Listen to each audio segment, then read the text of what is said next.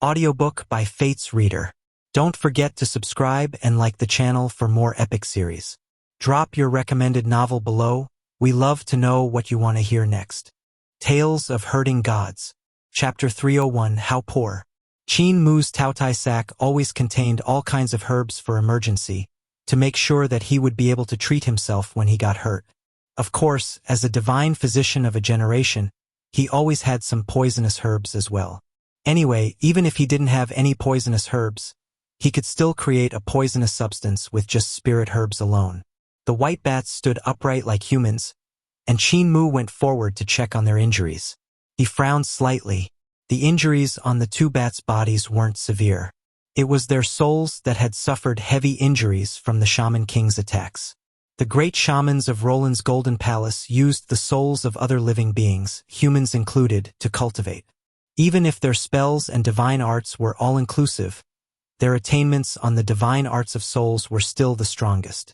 Their battle divine arts were still slightly inferior compared to them. When Pan Gong Tso had fought with Qin Mu, he hadn't used the soul divine arts which he was best in. Instead, he used Dao sword and techniques from Little Jade Capital and the rest of the sacred grounds to compete with Qin Mu.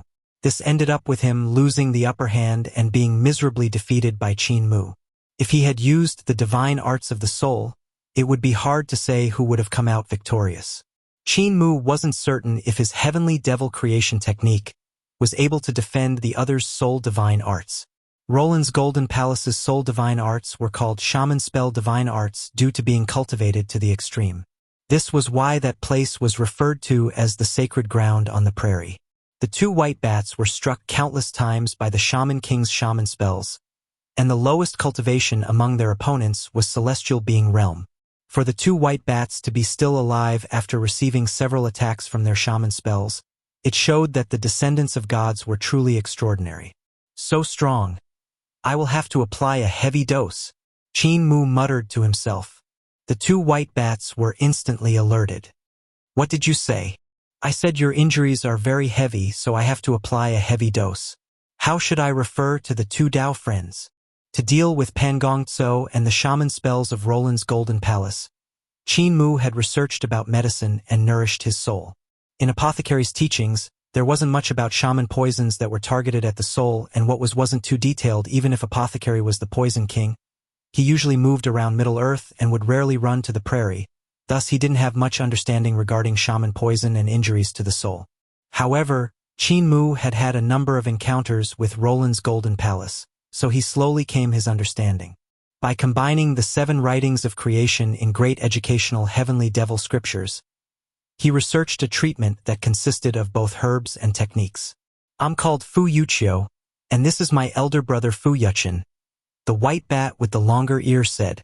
When the two white bats saw that Qin Mu didn't need a pill furnace to refine pills and medicine and just used hand techniques and vital qi to extract the medicinal energy out from the herbs while using hand techniques to complete the medicinal rolls, they couldn't help crying out in surprise. Physician Bullhead is truly extraordinary, we're dazzled. Not much later, Qin Mu succeeded in refining the first batch of spirit pills. The short-eared Fu Yunchun didn't immediately consume the spirit pills, but said alertly, "Apothecary Bull, you shall taste one first." Qin Mu burst out laughing. Brother Sure is cautious. My surname is not Bull. My surname is Qin and my name is just Mu. When he said that, he picked a spirit pill and ate it. Only then were the two white bats reassured and ate the spirit pills. Qin Mu then used Ghost Creation Technique and Earth Aeon Creation Technique to smack the two white bats to catalyze the medicinal energy and strengthen their souls. The two white bats felt much more comfortable, and their injuries indeed lessened. Qin Mu refined another batch of spirit pills, and Fu Yuchen made him eat one first again. This white bat was much more cautious than his younger brother Fu Yuqiu.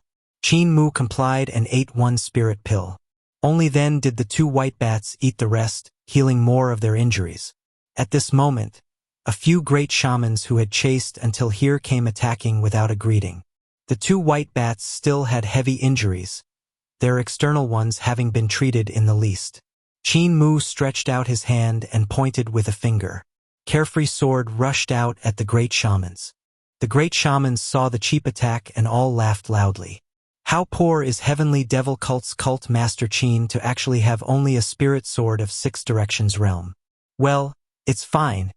It'll make it much easier for us brothers to achieve a great merit. Before they could finish their words, a piece of shining white rain came from Qin Mu's back as 8,000 swords moved in unison and rushed into the sky from the Taotai sack. The swords turned in the direction of the shamans and rushed over, drowning out their targets with a whoosh. Qin Mu flicked his index finger up, and Carefree sword flew back into the sword sheath. The 7,999 swords then soon followed into the Taotai sack. At the place where the treasured swords had landed, there wasn't a single complete corpse that could be seen. The 2 white bats stared with their eyes wide open, unable to utter a word. It was a majestic sight when the soldiers of Barbarian D Empire had executed their knife pellets and had countless curved knives slash at the enemies. But this Physican bullhead was actually a 100-man army by himself, sending thousands of swords flying over at his enemies. The great shamans had suffered and died unjustly under his attack. Since these great shamans found their way here, the shaman kings should be close. It's not good to stay here anymore. Qin Mu's gaze flickered, and he said to the 2 white bats, "Dao friends, let us quickly head forward." The 2 white bats followed him while glancing at one another. Fu Yuqiu smiled and asked, "Just now the 2 people said your cult master Qin of Heavenly Devil Cult?" Qin Mu sat down on the dragon Qilin's back and continued to refine his spirit pills without concern. "That right. However, we call ourselves Heavenly Saint Cult. We have once met people who called themselves Heavenly Saint Cult in this place. The bunch of golden people who faced them also called them Heavenly Saint Cult. If you are the cult master of humans, are you not from Mars family?" Qin Mu dispersed his Mars sovereign form and regained his true appearance with a smile. "That's right. I'm originally a human. I just used the god transformation of Heavenly Saint Cult to transform into the form of Mars." The 2 white bats salivated, and their hearts were connected. "When our injuries are cured, we'll eat him. We'll eat him rare." Qin Mu finished refining the spirit pills, but he didn't give them to the 2 white bats. He just ate one himself without giving the remaining ones away. Fu Yuqiu was bewildered. "Why doesn't Cult Master Qin give us the spirit pills?" Qin Mu smiled. "This batch of spirit pills is used to detoxify my poison, so there's no need to give any pills to the 2 of you." "Detoxify poison?" Fu Yuqiu quivered and stuttered.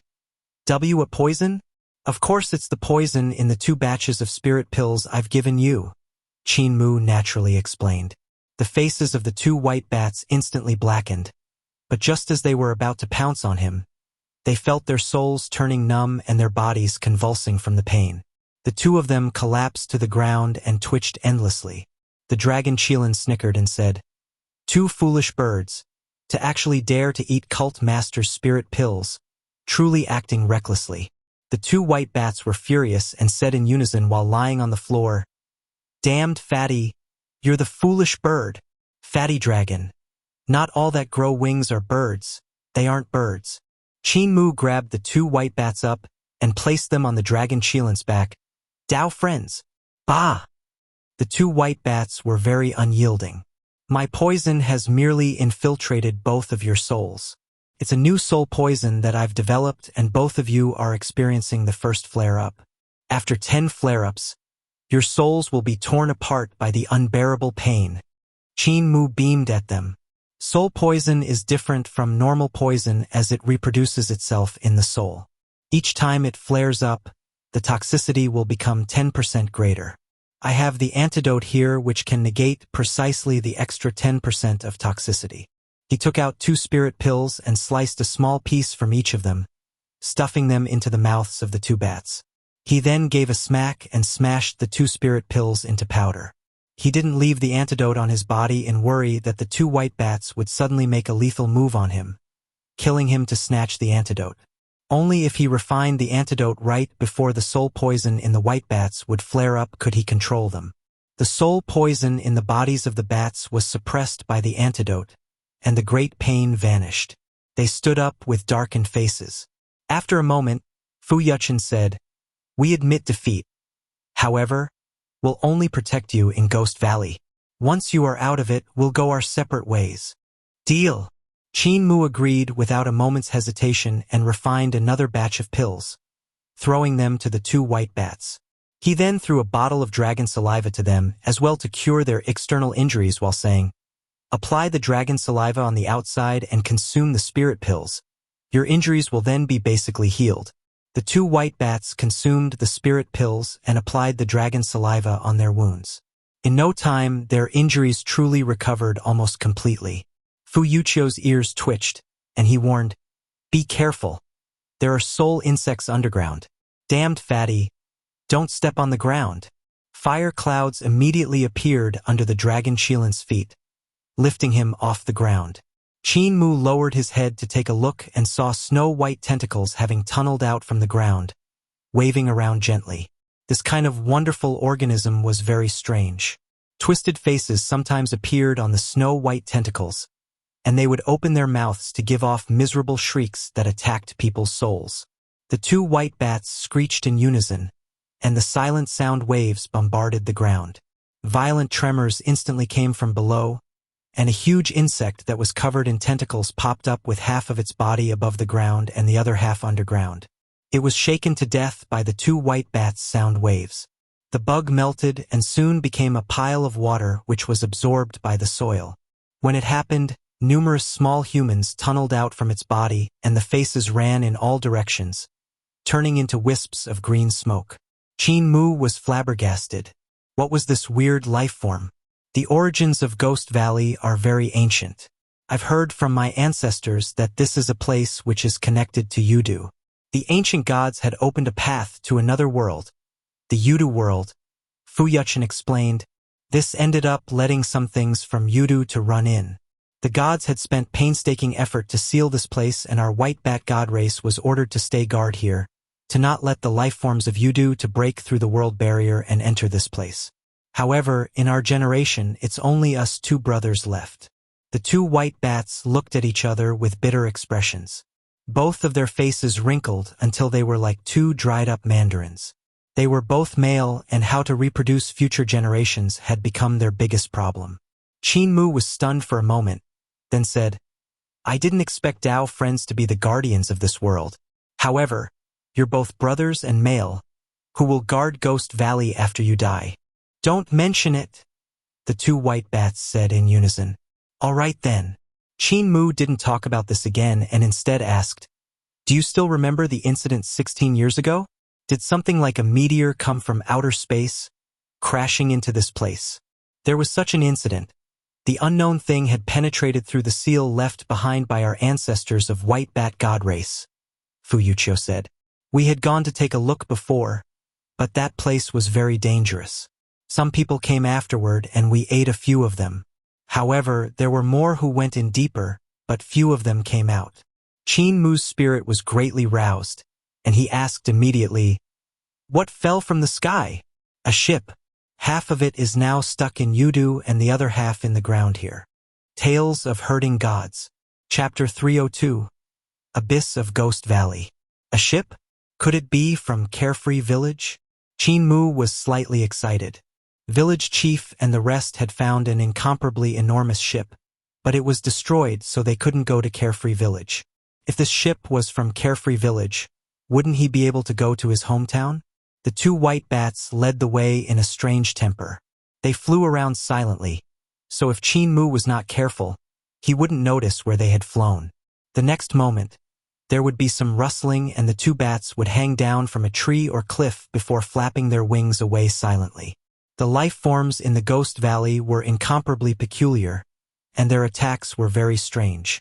However, as the two white bats were the guardians here, they knew every detail about this place. With them leading the way, Qin Mu's journey was free of any danger. Sometimes, the two brothers would even capture the strange life forms in Ghost Valley to eat them. Heh! When luck comes, nothing can stop it. To actually meet a boar or turtle. Qin Mu saw the two brothers flying above a lake before diving into the water to drag out a behemoth. It was a hexagon-shaped insect with weird hexagon markings on its body that had a regular pattern. At the front, it had two huge pincers that were very powerful. There were white insect eggs that were the size of a human on its back. Some of the eggs had already opened, and it looked like someone had neatly opened them from the outside. That borer turtle's abilities were astonishing, and it wasn't willing to be carried away by the two brothers. Its pincers rushed forward and caused thunderous explosions. Bolts of lightning appeared from compressed air, and lightning crackled while surrounding the borer turtle. It was a terrifying sight. The borer turtle even spewed out toxic liquid which melted everything on the ground, be it soil or rock. Qin Mu's heart shuddered. The abilities of this borer turtle were not weaker than those of the dragon Qilin. The toxic liquid was especially terrifying since it could melt everything. The abilities of the dragon Qilin were strong, and he was situated between Seven Stars Realm and Celestial Being Realm. However, even Celestial Being Realm wouldn't be able to withstand the toxicity of the borer turtle. The abilities of the two white bats were even stronger, however. The impact of the sound waves from Fu Yuchio's mouth made the borer turtle dizzy from the vibration. The two brothers then jumped onto the borer turtle's back and opened up two insect eggs as if they were opening doors in eggshell pods. The two white bats jumped in and moaned. They then waved at Qin Mu and the dragon Qilin. Come in quickly. Qin Mu hesitated before bringing the dragon Qilin onto the borer turtle's back. Fu Yuchen popped his furry head out from the eggshell like a rat that was just born and twitched its ears. Find an egg and quickly hide in it, since this borer turtle is about to wake up. This fellow is an expert in swimming and the overlord in the water. He will bring us to the river from the lake and swim toward the deep pit in the lake. Its nest is there. Qin Mu hesitated. Can't I stand on its back? This fellow is very alert, but his love for his children is the greatest. If we hide in these eggs, he won't attack us. Also, any other things that attack us will be killed by it, Fu Yuchen explained. Qin Mu looked at the dragon Qilin and asked, Can you shrink your body?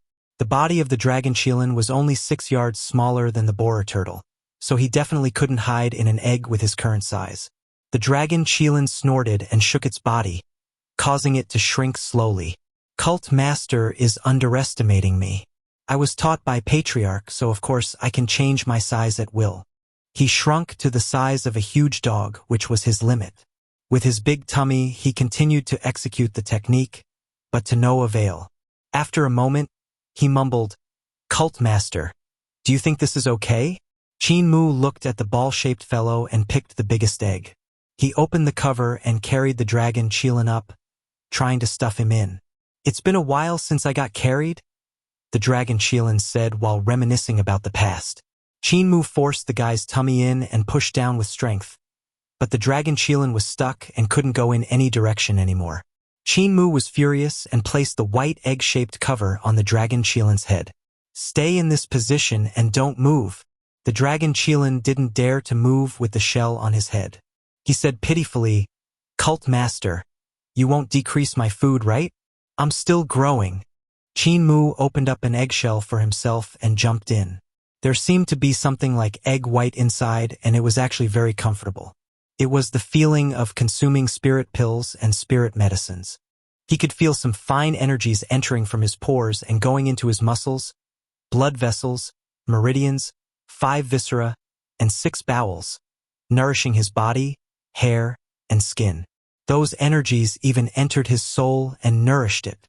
Qin Mu stood with astonishment and tried to execute Overlord Body 3 Elixir technique, and instantly felt even more energy coming from the egg white, allowing his primordial spirit to grow stronger. This egg white is better than any spirit pill or miraculous medicine. If I could hide inside here to cultivate for a very long time, my primordial spirit would probably become abnormally strong. He looked toward the other eggs and saw that most of them were already empty. It was most likely that the other borer turtles had matured and left the shell. There were only 2 to 3 other eggs that had yet to mature. Good stuff. I shall steal these eggs when we reach our destination. Just as he thought this, the huge borer turtle woke up and swayed its head before diving back into the lake. This lake was one of the tributaries of the rivers, and as the borer turtle dived into the water, it swam into the mainstream and went with the river, swimming to the place where 2 rivers converged. The water of this river was very strange. There were all kinds of Yudu life forms living in it. There was a long insect with eyes over its whole body, a huge fish that had muscles and no scales on its body, a weird insect that was covered in tentacles with mouths with hooks at their ends, and also some things that were floating around like souls. Qin Mu also saw some lotuses floating on the river surface. Some of them had withered and grew out a lotus seed head. From that seed head came out white and chubby babies. Their buttocks were bare as they danced around and giggled, looking pure and innocent. Suddenly, one of the babies opened his mouth wide, and a 20 yards long tongue swung out and wrapped around a weird fish in the water. The tongue then swung back into the air, and the baby ate the weird fish in an instant, leaving only fish bones to sink into the riverbed. Once that baby was full, he once again danced and giggled. Soon, though, a huge bird dived down and picked the baby up, raising its head to swallow him down. What are all these monsters from the world of Yudu? Qin Mu shuddered. Finally, this borer turtle brought them to the deep pit that the two white bats had mentioned. Instead of being called a deep pit, it would be better described as an abyss. The two rivers converged there, and water descended down into the abyss, rumbling continuously. When they were about to drop into the abyss, the borer turtle suddenly leaped out of water and into midair. With a swoosh, it opened two hard wings and below which were two soft wings. The latter were sharp like razor blades. They trembled and hummed as the turtle flew down, straight into the abyss. Qin Mu and the rest were thrown against the insides of the eggs, which were stuck on the hard wings. When the burrell turtle flew, the hard wings didn't move. Only the soft wings were flapping continuously. From inside the egg, Qin Mu looked around and saw huge mushrooms hanging on the walls of the abyss, spewing spores. They glowed and floated in the air like dandelions. Huge fish sometimes jumped out from the raging waterfall to eat the glowing spores.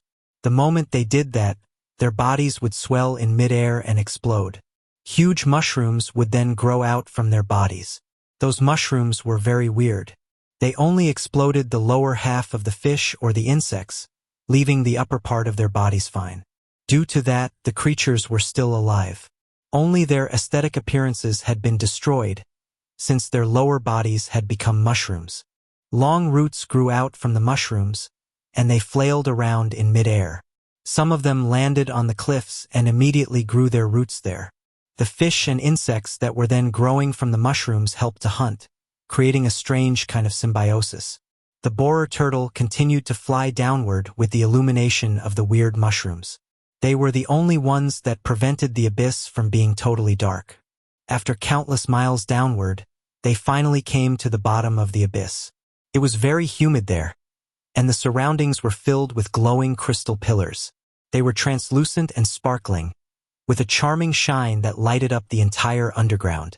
The borer turtle had built a nest on a piece of a huge crystal pillar and landed there. Just as it did so, it was once again stunned by Fu Yuchio's sound waves. Qin Mu, who had absorbed all the energy inside, jumped out from the egg looking refreshed. He immediately went forward and plucked the other 3 eggs that were still full, putting them into his Taotai sack. "Cult Master, I can't get out," the dragon Qilin called over pitifully.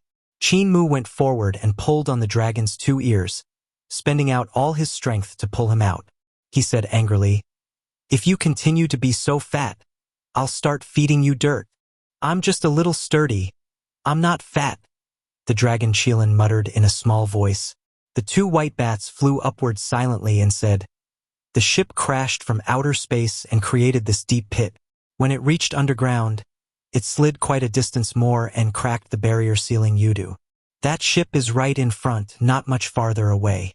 However, most of Yudu's life forms are living there. By following the underground stream, we will be able to reach them." Qin Mu followed the 2 white bats, and they really didn't walk far before seeing corpses washed up on the shore. They belonged to Roland's Golden Palace's strong practitioners, and based on the body's state of decay, they should have died not long ago. Qin Mu had the 2 white bats to lead him, so he didn't meet any danger. But if he had wanted to cross Ghost Valley and reach this place by himself, it would have been much more dangerous. Those that reached this place were basically all experts, and the lowest of them would be on 7 Stars Realm. It was a pity, though, that they couldn't see the ship before they died. Not a long time later, Qin Mu saw some skeletons, and from their belongings judged them to be disciples of heavenly devil cult. He sighed and was about to pick up a few stones to bury them when the stones suddenly ran away, vanishing with a plop into the river. They walked ahead then, until suddenly they heard a Buddha voice lingering in the space underground. Not much later, they came to where the Buddha voice was coming and saw two old monks in yellow robes sitting cross-legged on stone pillars. Two shrines had been chiseled out from the stone pillars, and the two old monks sat there with their long eyebrows hanging out of the shrines.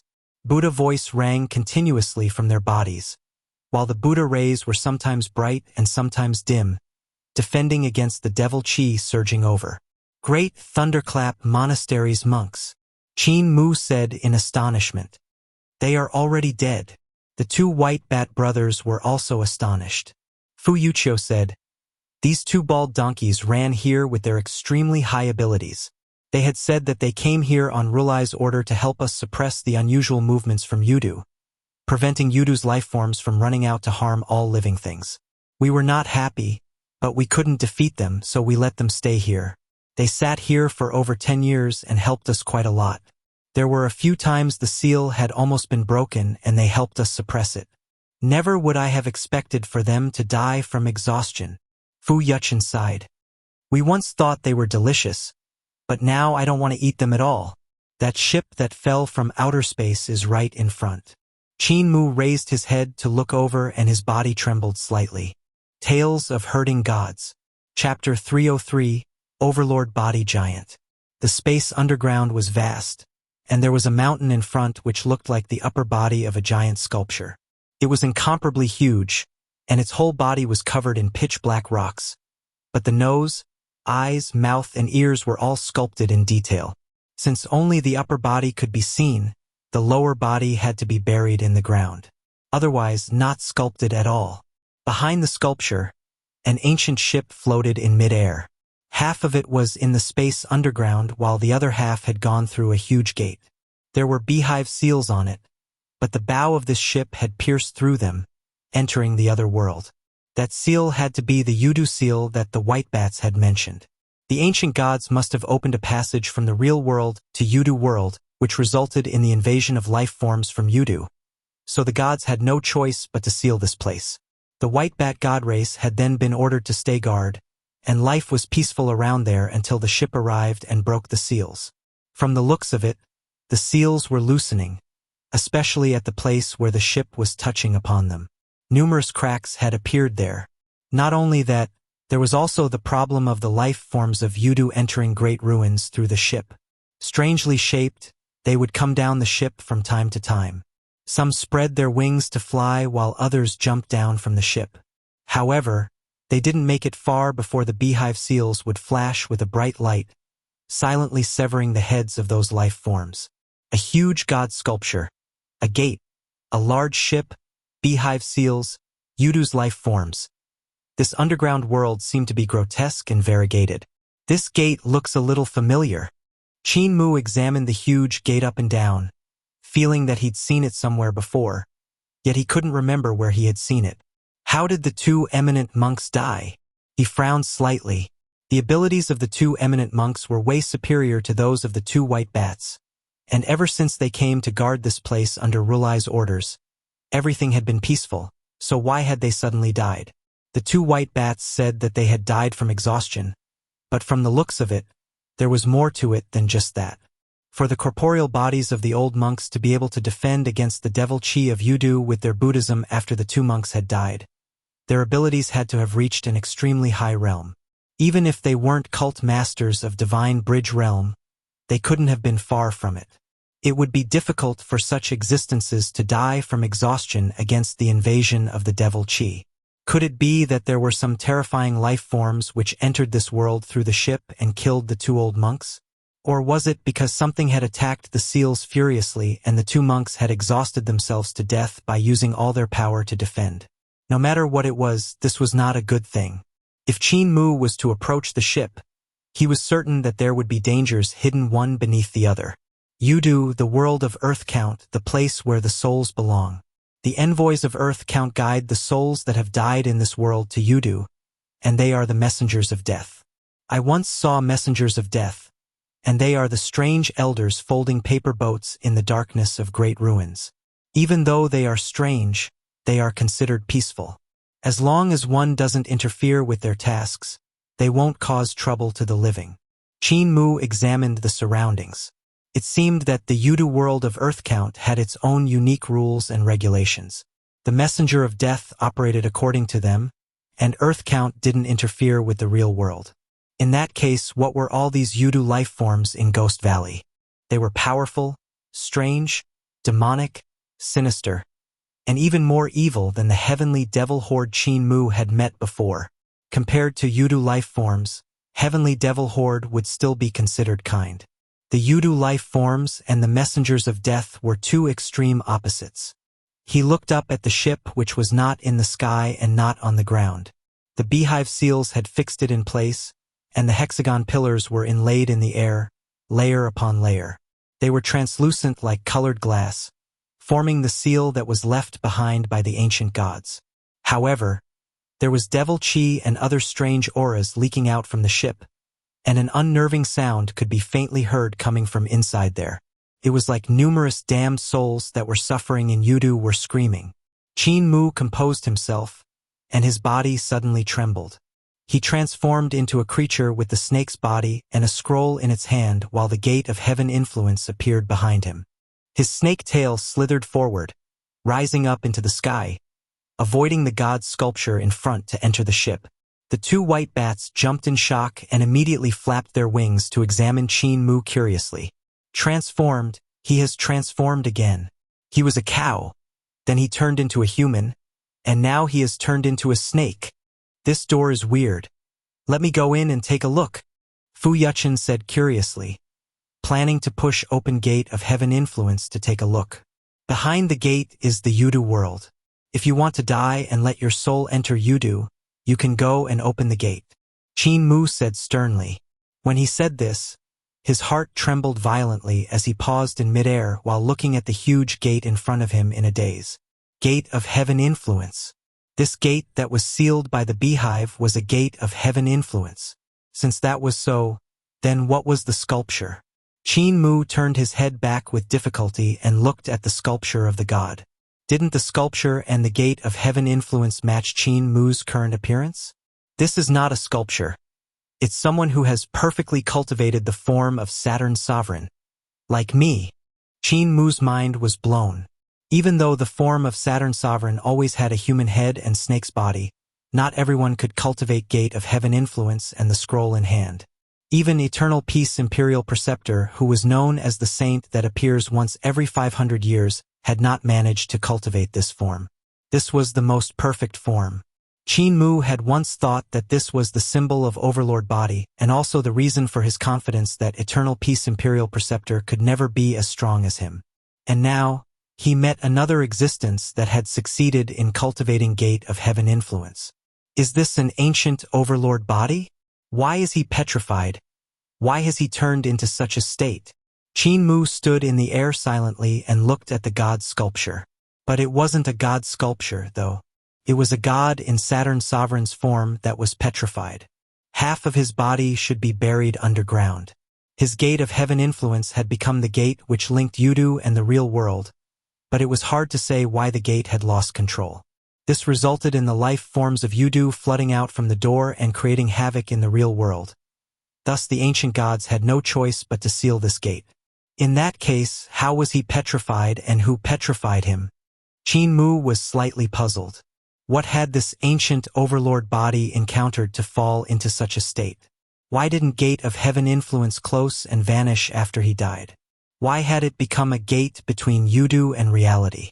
The white bats said the ancient gods had opened a gate between Yudu and reality. But what did that mean?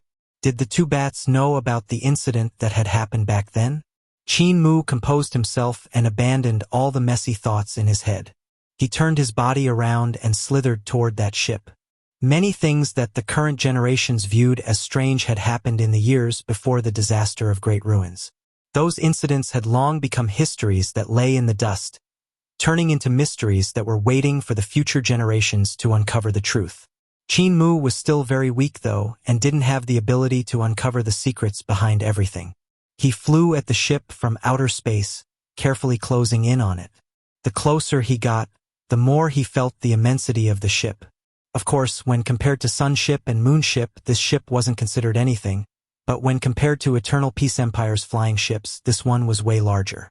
This ship didn't seem like it was something from the mortal realm. There were all kinds of strange runes imprinted on its body. Even though many of the runes had been destroyed, there were still some runes that flashed with life once in a while. Between the lighting up and going out, the shapes of the runes would change. If Qin Mu observed them in detail, he was likely to conjecture some marvel from their transformations. However, he had no time to observe the rune markings. He secretly boarded the aft of the ship and saw many parts of the ship that were already destroyed. The main body was still intact, though. The beehive seals left behind by the ancient gods didn't target him or the bats. Those seals should only be targeted at Yudu life forms and pose no threat to life forms of the real world. Qin Mu landed on the ground. Behind him, the dragon Qilin and the two white bats had also landed on the deck. There was green liquid everywhere on the deck, giving off a faint glow. Qin Mu accidentally slithered into one puddle and immediately dodged to one side. He discovered that silk-like objects was being pulled out from the sticky liquid. Fu Yuqiu grabbed a handful of sticky liquid and took a sniff. It should be the remnants of the killed insects. The dragon Qilin shook his body and balls of true fire flew out, burning away all the sticky liquid on the deck. Suddenly, a ball of devil chi flew out from the bow of the ship, and the true fire of the dragon Qilin was instantly extinguished. Fu Yuqiu and Fu Yuchen hurriedly flashed to the front of Qin Mu, opening their mouths to give off silent screeches, which clashed with that devil chi. Boom! An unimaginably huge force came sweeping over to blow the two white bats away. Even Qin Mu and the dragon Qilin behind them were lifted up into midair. Each of them landed on the ground and looked ahead with worry. The darkness flooded forward as if it had a consciousness, closing in on them. The dragon Qilin growled and trembled. Crackles came out from his body as he expanded, and the dragon scales gave off piercing sounds as they scraped against each other. In an instant, he revealed his true form and transformed into a half-dragon, half-Qilin behemoth. Flames and lightning burst off from his body and surged toward the depths of the ship. The dragon Qilin opened his mouth, spewing out flames and lightning. His abilities were superb, and even experts of Celestial Being Realm would have to temporarily avoid the cutting edge of this strike. However, it landed into the flooding darkness like a clay ox entering the sea, making no ripple at all. The two white bats flapped their wings and spun in midair. The fine white hair on their bodies instantly flew out like rain, shooting into the darkness like countless white needles. After that, the two bats called the hair back, yet no matter what they did, the hair wouldn't come back. For an instant, they were like two huge rats that had shed all their hair, standing in the open and shivering.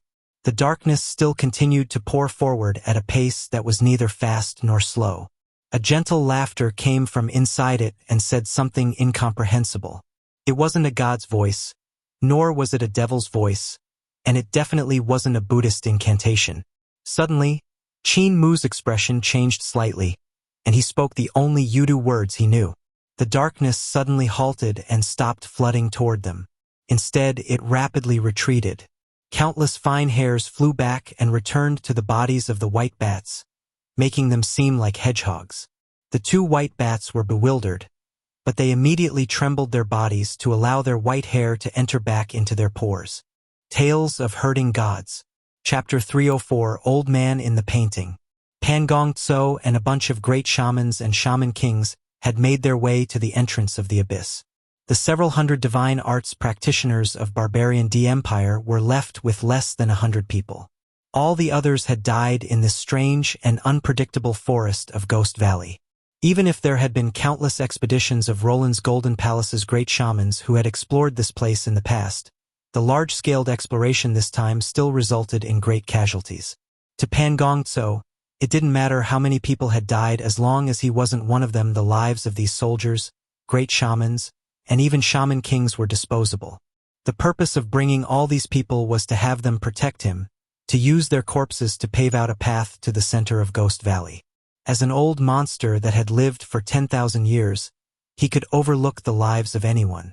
The only one he treasured was himself. "I'm finally here." Pan Gong Tso stood at the side of the abyss and looked down with infatuation. Ghost Valley had only entered his sight 16 years ago. The incident of a flying ship from outer space crashing into Ghost Valley had led to the attention of three powers. Roland's Golden Palace, Heavenly Devil Cult, and Great Thunderclap Monastery had all set their sights on this place. However, Heavenly Devil Cult had no cult master at the time, and Great Thunderclap Monastery knew some secrets, so neither of them came to explore the place.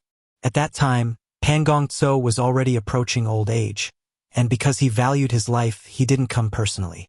Instead, he hid in Roland's Golden Palace to wait for his sacred child of reincarnation. However, the broken sword that one shaman king brought back from Ghost Valley had made him realize that the ship from outer space was extraordinary. Once he succeeded in reincarnating, he made his way here. As if to make things easier for him, Khan Rwandi was preparing to mobilize his army on Eternal Peace Empire, and Pan Gong Tso could borrow the military power of Khan Rwandi to enter the place. "Gong Mu, do you guys feel it?" Pan Gong Tso asked in a low voice. "This place is filled with the power of souls that have shattered souls and given birth to these weird life forms. This is the best sacred ground for us great shamans to cultivate." Beside him, the great shamans and shaman kings felt a throbbing from their souls. The atmosphere here made their souls, spirits, and primordial spirits dance in jubilation. This place was filled with the power of souls and spirits. The abundant spirit energy and soul energy here surpassed what they could find in Roland's Golden Palace. Along their way, they had met the queer life forms of Ghost Valley, which were like a nightmare to the soldiers of Barbarian D Empire. However, to these great shamans, they were like moving supplement pills. Of course, these kind of pills were slightly dangerous. Using the souls and spirits of other life forms was the original cultivation method of the great shamans. Shaman King Gong Mu breathed in the air coming from the abyss greedily. The spirit energy there was even stronger, and he exclaimed, "If our Roland's Golden Palace gained a footing here, we'd be able to strengthen the abilities of our great shamans twice as fast. The spirit energy and soul energy here even helps to improve the primordial spirit." It went without saying that Roland's Golden Palace, which was strong in souls and spirits, was strong in primordial spirits as well. Their attainments in souls, spirits, and primordial spirit were very profound. Other sacred grounds and even Great Thunderclap Monastery were inferior them in regard of these. It was only that their method of cultivation was strange, using souls and spirits of living beings to cultivate, that they were always criticized. If they could take over this place, Roland's Golden Palace would definitely develop to a stage that had never been imagined by relying on the spirit and soul energy of this place. The rise of the prairie's sacred ground would definitely reach the throne of the Middle Plains, suppressing all the sacred grounds in Middle Earth. What's important isn't this, it's that flying ship from outer space.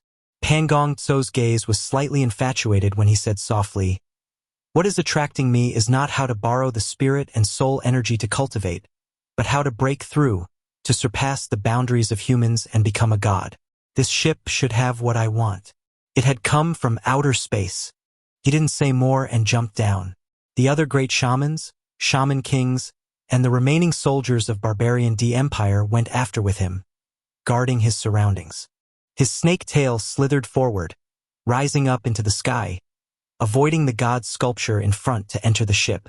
The two white bats jumped in shock and immediately flapped their wings to examine Qin Mu curiously. Transformed, he has transformed again.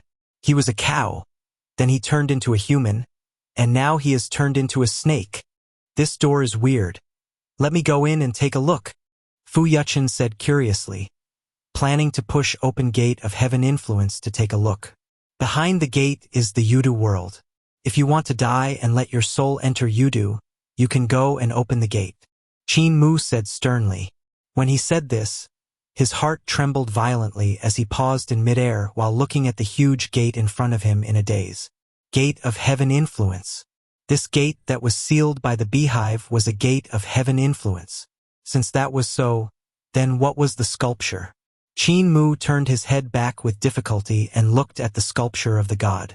Didn't the sculpture and the gate of heaven influence match Qin Mu's current appearance? This is not a sculpture. It's someone who has perfectly cultivated the form of Saturn's sovereign. Like me. Qin Mu's mind was blown. Even though the form of Saturn's sovereign always had a human head and snake's body, not everyone could cultivate gate of heaven influence and the scroll in hand. Even Eternal Peace Imperial Preceptor, who was known as the saint that appears once every 500 years, had not managed to cultivate this form. This was the most perfect form.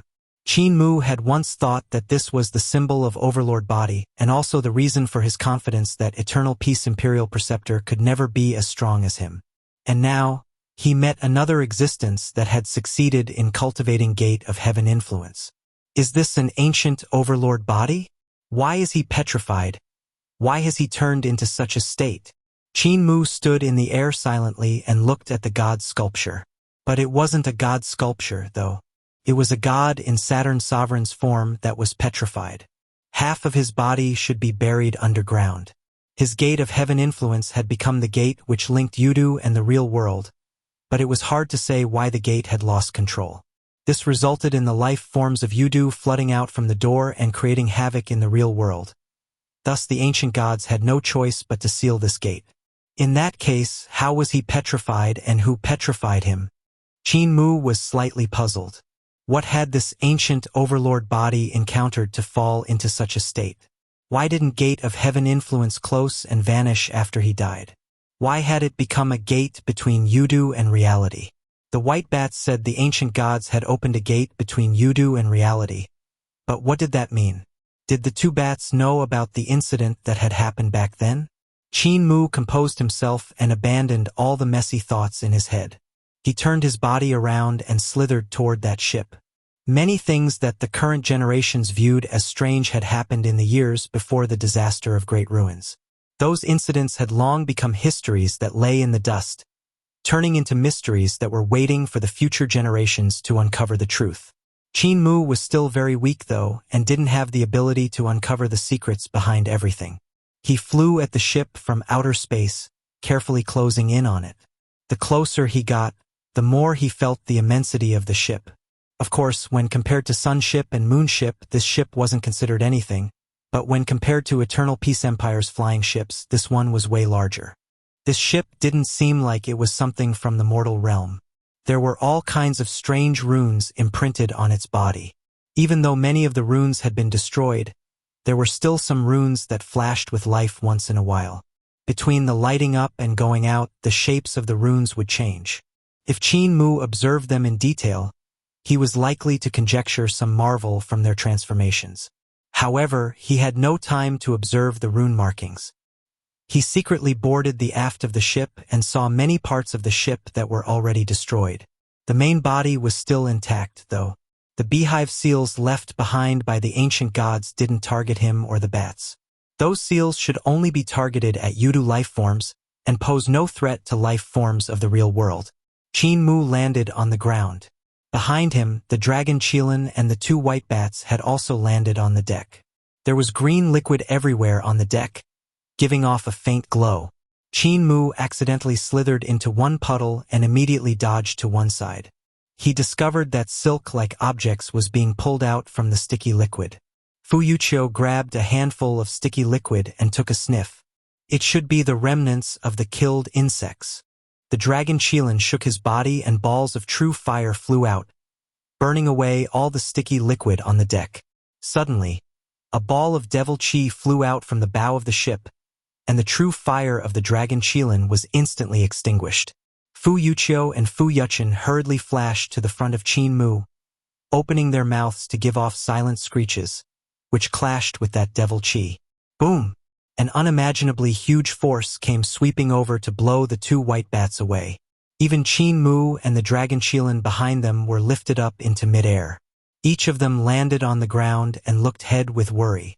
The darkness flooded forward as if it had a consciousness, closing in on them. The dragon Qilin growled and trembled. Crackles came out from his body as he expanded, and the dragon scales gave off piercing sounds as they scraped against each other. In an instant, He revealed his true form and transformed into a half-dragon, half-Qilin behemoth. Flames and lightning burst off from his body and surged toward the depths of the ship.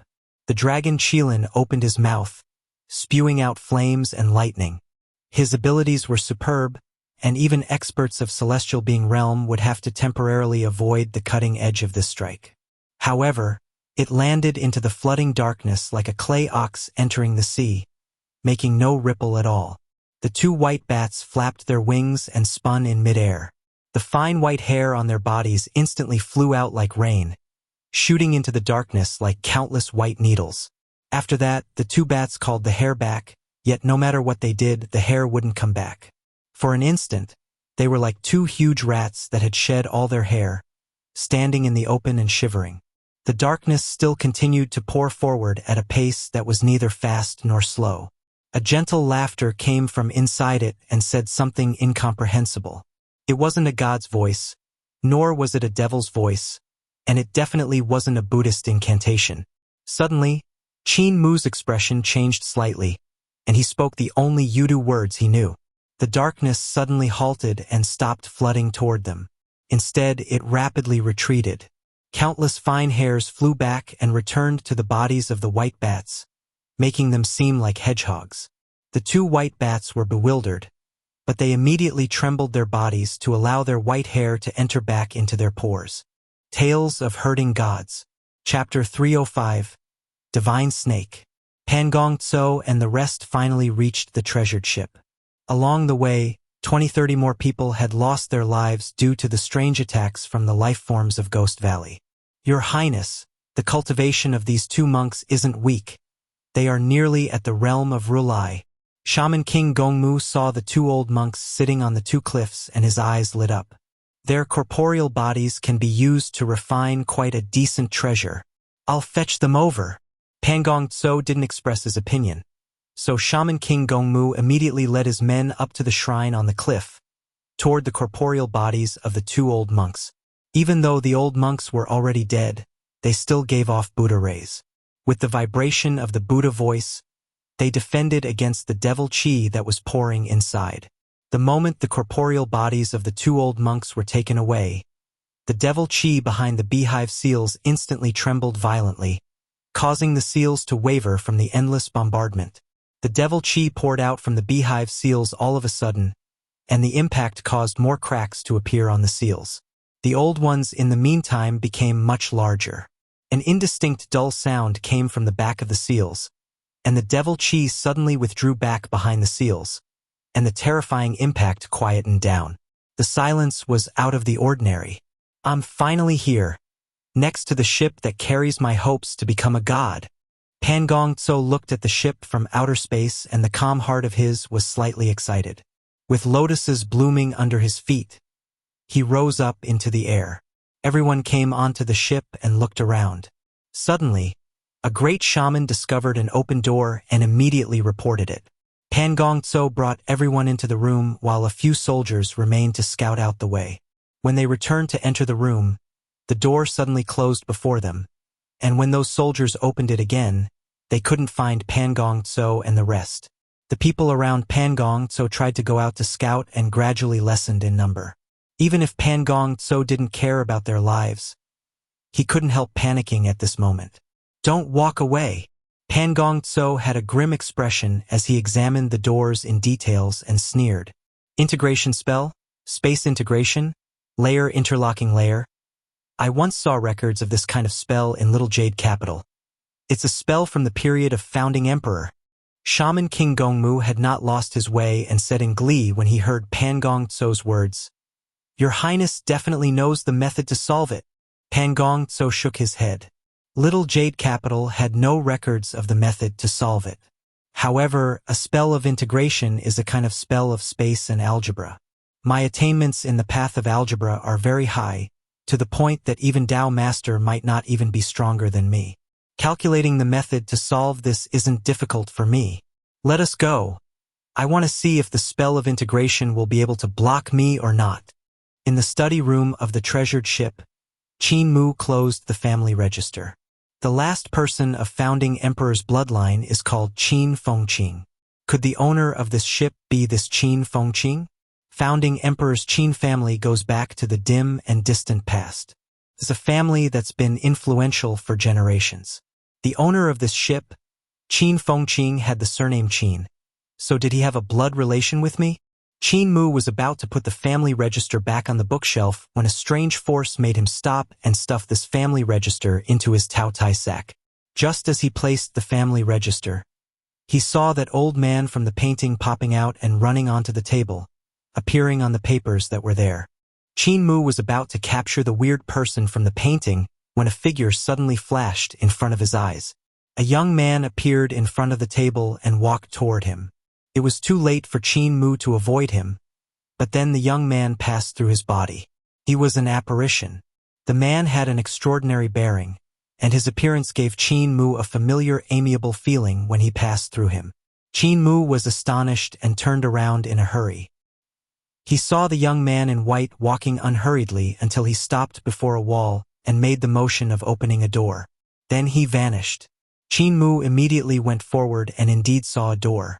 He opened it and walked through, and saw the man in white again. The place they were in was a hall in the building that suddenly filled with people walking to and fro. There were countless bodies moving about, and Qin Mu had no idea where they had come from out of nowhere. He was caught off guard, and numerous people passed through his body. They all looked very busy, so something must have happened. Among them, there were some who couldn't stabilize themselves and were falling left and right. It seemed like the ship had suffered an impact that was extremely violent and caused many of the people in the hall to fly around. There were some who got heavily injured and vomited blood. The man in white raised his hands, and all of the people were suspended in the air before gradually landing on the ground. Even though the ship was still trembling violently, everyone stood steadily where they were. A woman with a graceful and elegant bearing quickly walked toward the man in white, but Qin Mu couldn't hear what the two were talking about. The young man seemed to be consoling the woman before walking out, though. Qin Mu's gaze landed on the body of the woman, and confusion took root in his heart. He felt an indescribable familiarity with her, like she was someone close and dear. He hesitated for a moment, but in the end, chose to follow the man in white. The man walked through the long corridor, passing through doors after doors. Later, he waved his hand and a sword flew over, landing on his back. Qin Mu followed him step for step. Slightly stunned at the last action, he called his carefree sword. It gently trembled as Qin Mu saw it seemed to be the same sword as the one before him. That man in white walked to the bow of the ship and raised his head toward the sky to say something. Suddenly, the sky shook violently, and an incomparably huge snake appeared with its mouth wide open. The snake seemed to be extremely far from them, but it was very huge. In the black sky, only its head and neck could be seen while the rest of its body was hidden in the darkness. On the head of the huge snake stood terrifying existences that didn't look like humans. They looked like the god statues in the temples of great ruins but were the actual living gods. They were currently attacking the ship, and each strike felt like the destruction of a world. Qin Mu was attracted by the sword skills of the man in white, since they didn't seem like they were from the mortal world. They had a wonderful charm. This kind of charm gave Qin Mu a feeling of the Tao that village chief and Tao master had mentioned before. What was different though was that village chief said that sword skills were close to Tao, while Tao master said that mathematical reasonings were to Tao. The sword skills of the man in white had a different path from that of village chief Tao master. There was a different kind of sword path in it, but Qin Mu couldn't see what it was exactly. His judgment was still not at that kind of level yet. He was obsessed with watching it, though. What he had learned in the past were all techniques, and he'd learned them to the extreme so his sword skills could be praised to be powerful. When village chief had made him take over as the human emperor and polished his sword skills in the village, he had entered the stage of skill, the beginning of founding sword skills. After that, he had been under the guidance of Eternal Peace Imperial Preceptor, and his attainments on the stage of skill grew, becoming more and more profound. At his stage of skill, he could be known as a grandmaster. Above skill, there was still the level of path. It was the level of village chief that not even Tao master had reached. Eternal Peace Imperial Preceptor was also a step away from it. Now that Qin Mu was looking at the sword skills of the man in white from the height of skill, he could see the exquisiteness of the sword skills. As for the realm of the path, even though he couldn't comprehend it, he could still grasp the marvel of it. The sword skills of the man in white were close to Tao and contained true marvel. His enemies were truly strong. They were gods, after all. But they were all still blocked by him. Suddenly, an unforeseen event happened. A terrifying power trembled the time and space. A palm collided with carefree sword, smelting it. The body of the sword melted and broke off, causing that ship to fall from the sky after the broken sword and descend into the darkness. Behind the huge palm, the snake carried the gods over to chase after the falling ship. Qin Mu was on the ship, and he could feel the tremors as it fell from the sky. The white bat god statues flashed by before the ship crashed into the ground and forced its way underground. He then felt violent tremors as the ship passed through the god underground and smashed onto the beehive seals. Qin Mu could see many casualties on the ship from the tremors. Most of the people had died in the collision. The woman walked out and gathered the people that were still alive, bringing them to leave the ship and escape to Yudu. The man in white was severely injured, but he chose to stay behind on the ship and guard the entrance to Yudu. Outside, a huge snake was stretching its head down the abyss while majestic gods stood on its forehead. The huge snake slid down and slithered through the underground, getting closer and closer to the bottom. Suddenly, the apparitions in front of Qin Mu vanished, leaving him standing alone on the deck. With a cool wind blowing against his face, his clothes flapped loudly. Turning back his head, he saw only the darkness of Yudu. He was now at the bow of the treasured ship, having entered the world of Yudu. He didn't see a huge eye appearing beneath the ship, or that it was even larger than the ship. It was watching him with interest. Qin Mu looked at Yudu world that was in the darkness. It was monstrous and multicolored over there, with life forms of all kinds of colors giving off all kinds of glow from the distance. A bunch of people had entered Yudu under the lead of the woman, while the man in white had chosen to stay guard, stopping the huge snake and the gods from coming after them. Was the man in white still alive? Did he die in battle, or did he manage to stop the gods and went into Yudu to look for his family? Were they from Carefree Village? Their surnames were also Qin, so were they Qin Mu kin? Who were those after them? Qin Mu roused his spirit. Maybe he just needed to make this ship float, and he would be able to return to Carefree Village. With his heart ablaze, he walked toward the hold of the ship. It definitely had to have things like a compass to record the route to Carefree Village. Village Chief had once given him a mirror and said it was the map to Carefree Village, but he'd sealed it for the time being. Only when Qin Mu had the ability to break the seal could he see the route. That mirror had been found in the huge ship that was unmatched in the world. It was the ship heading to Carefree Village, but it had been destroyed, whereas this ship was still mostly complete. In that case, there had to be something similar, a map that was not sealed. Qin Mu pushed open a door and walked into the ship's bridge. At the bow, the huge eye gradually rose up, and another eye became bright as well, revealing two vertical pupils. A huge snake head appeared in the darkness and spat out its forked tongue silently as it stared at Youth, who was at the bridge. Qin Mu seemed to feel something and turned back to have a look, but he didn't see the two eyes hidden in the darkness. Tales of Herding Gods. Chapter 306. Trap. There's something looking at me. Qin Mu's heart leaped. Even though he didn't see the two eyes hidden in the darkness, he could feel their gaze. He turned around, away from the bridge, and closed his eyes while slowly walking outside. His footsteps weren't slow nor fast, and even though he had closed his eyes, he had still walked a circle, a perfect circle. After he did so, Qin Mu stopped. The reason he walked in a circle was to calculate the precise location of the gaze. This involved using algebra skills to calculate space. To other people, he would only be pacing around while thinking of some problem. No one would expect that he was actually calculating the location of the watcher. His mind was greatly shaken. In the few steps, he had determined the source of the gaze and some extra information. What was watching him was a pair of eyes, the distance between which were 900 yards. What a humongous entity! Could it be the Yudu life form that was scared off by my one phrase of Yudu language when I boarded the ship? Qin Mu composed himself, his expression remaining normal. He didn't reveal any hint of panic as he turned to walk toward the bridge. He wanted to scout out the bridge first. If something happened, he would leave immediately and not stay around. The bridge was the control room of a ship, the place where its direction, route, command battles, and evade attacks could be determined. This was the central administration of the treasured ship. As long as Qin Mu entered the bridge and found the route map, he would be able to control this ship according to the map. His heart was ablaze, for this ship carried his dreams of returning to Carefree Village. Just as he walked into the bridge, a door suddenly opened and a great shaman barged after him carelessly. When the two of them came face to face, they were both stunned. The great shaman was an expert that had been through many battles, so he reacted instantly and opened the mouth of the bottle gourd behind him.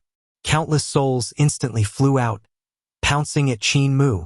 At the same time, the great shaman shone with golden light as he executed Grand Shaman Ruda scriptures of Roland's golden palace. His body swelled up and transformed into a one-eyed four-armed giant. His eyes combined into one and still grew larger. Because of that, the mouth was squished and pushed to the bottom of the left cheek while the nose moved to the lowest part of the right cheek.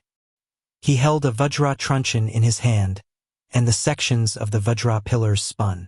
They looked like four long and slender pagoda that came smashing as Qin Mu, Grand Shaman's disciple? Qin Mu could see that what he executed belonged to Roland's golden palace from a single glance. The cultivation of this person was extremely dense, and the wandering souls spewing out from the bottle gourd on his back was his method of attacking. Great shamans refined the souls of other people into wandering souls, and each one had great power.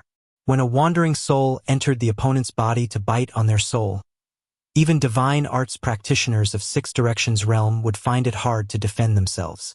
If dozens of wandering souls came attacking together and invaded the body, there was no way for divine arts practitioners of Six Directions to resist.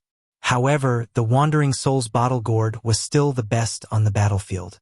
Countless wandering souls could slip here and there, invading human bodies and eating away their souls.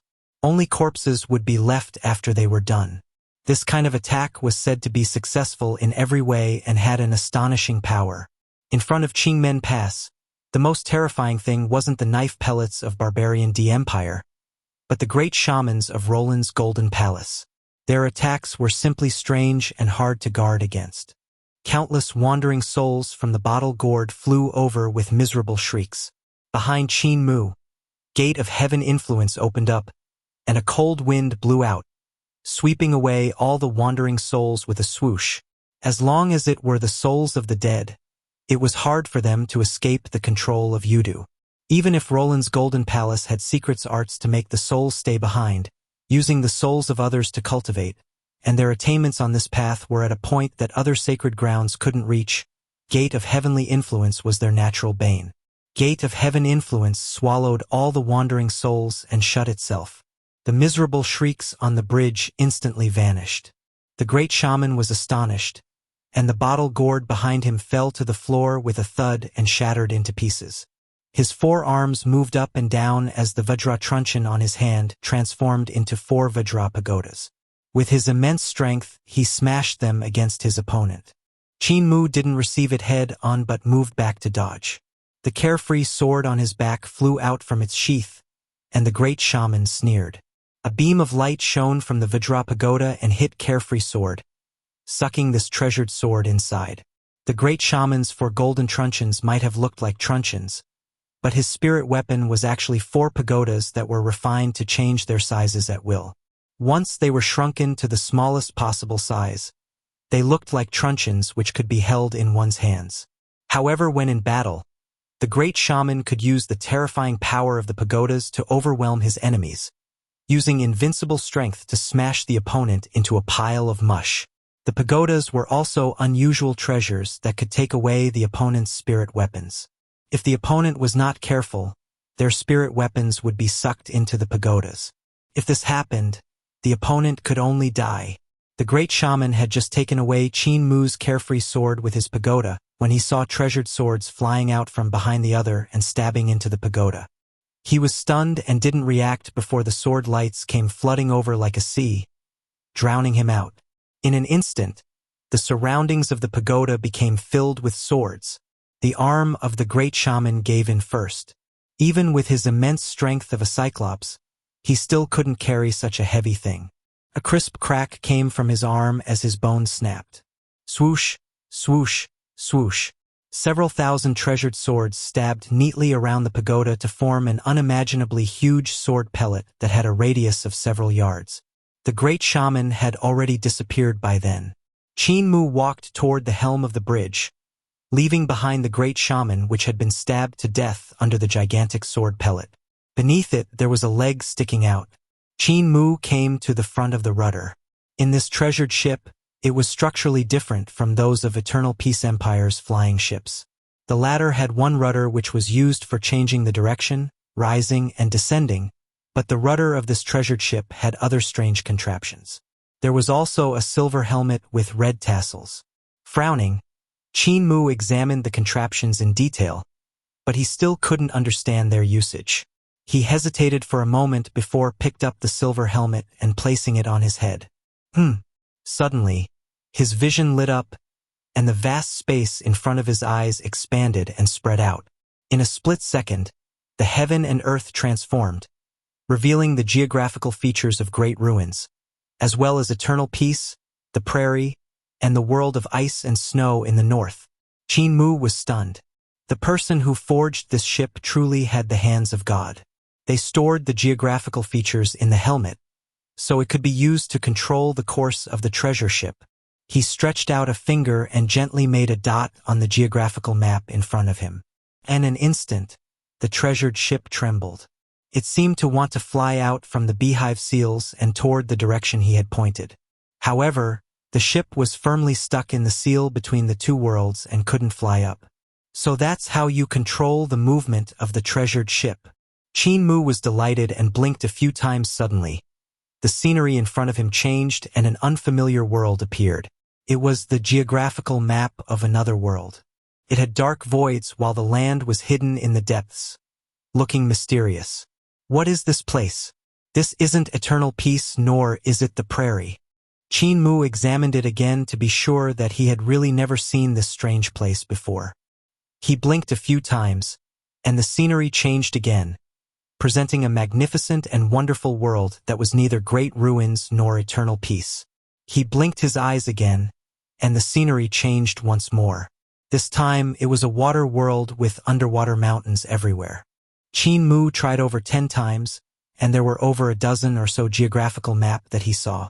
However, it was different from what he had imagined. These maps didn't specify what world they portrayed and had no indicated routes. It left him clueless regarding which world had Carefree Village, and how to find it even if he went to the right world. There definitely has to be a compass with the record of the route to Carefree Village, so as long as I find it, I will be able to fly this ship back to Carefree Village. Qin Mu looked around, and his gaze landed on the place where the compass should be placed. There, he should have seen a mirror similar to the one village chief had given him, but that place was empty. The compass mirror was shattered? Luckily, I still have the compass mirror Grandpa Village Chief gave me. However, I wonder if I can solve the seal on it. He stretched his hand into the Taotai sack to look for the compass mirror when he saw the shattered pieces on the floor. The mirror had been deliberately smashed by someone, so that other people couldn't know the location of Carefree Village. Could the man in white have been the one that destroyed the mirror? Qin Mu was slightly stunned and pulled his hand out of the Taotai sack. There were many gods that were chasing after the man in white.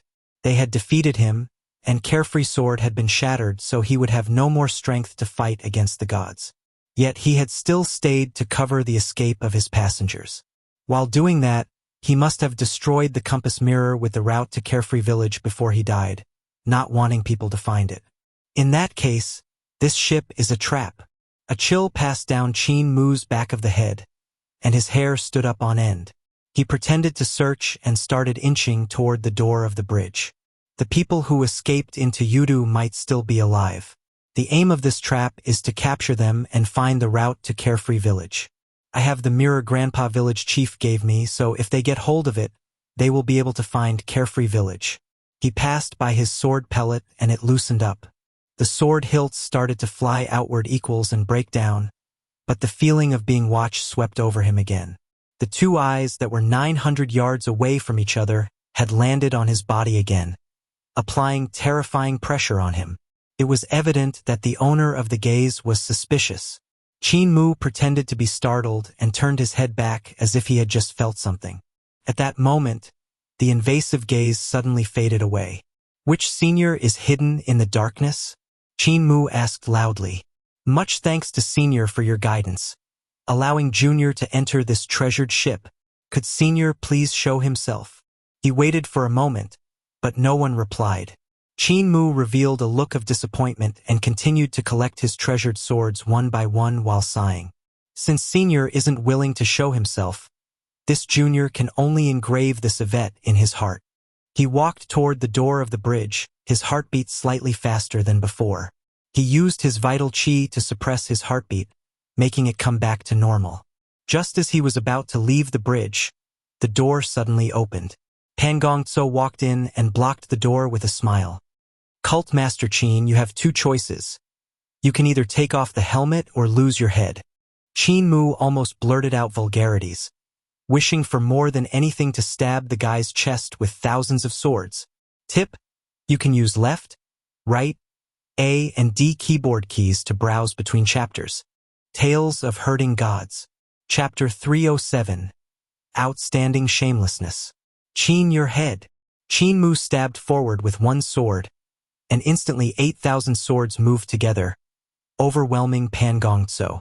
While he did that, he shouted out ruthlessly, Qin Gongtso, you and I cannot live under the same sky. Qin Gongtso?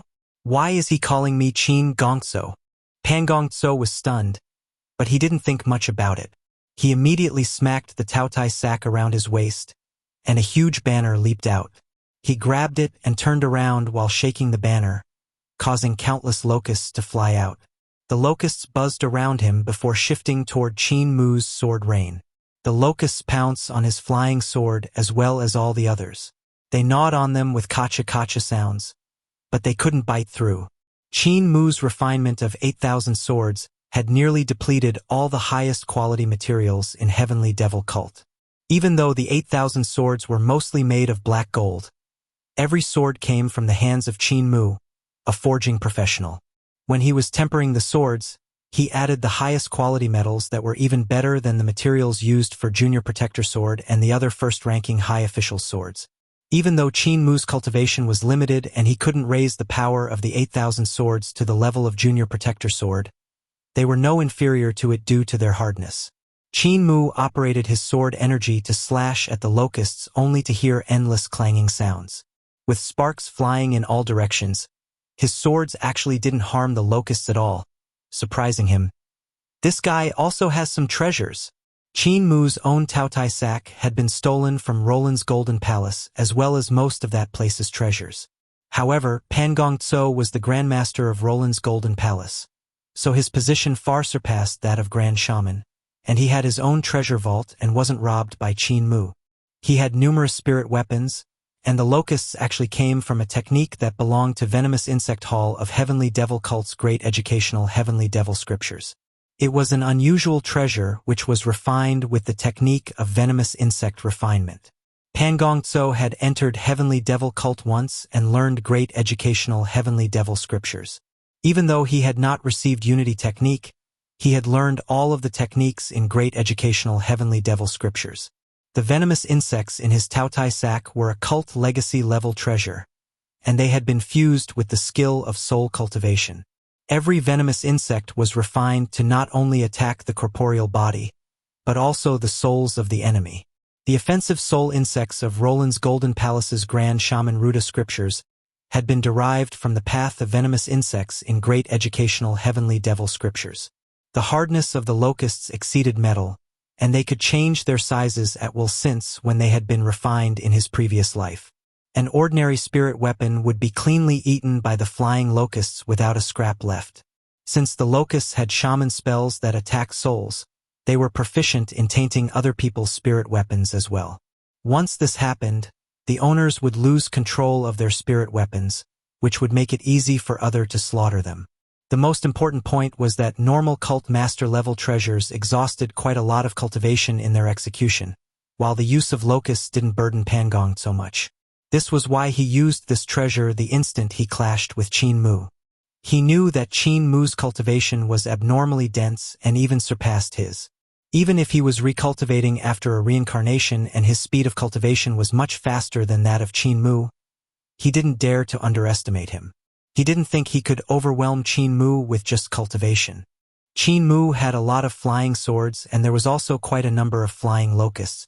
Both of them were actually executing sword skills, both flashing in the air all the time. What Qin Mu had executed was Dao Sek's third writing of Dao Sword, and Pangong Tso had also executed the third writing of Dao Sword. 5 colored auspicious clouds cover, celestial sounds tinkling on the 3 heavens.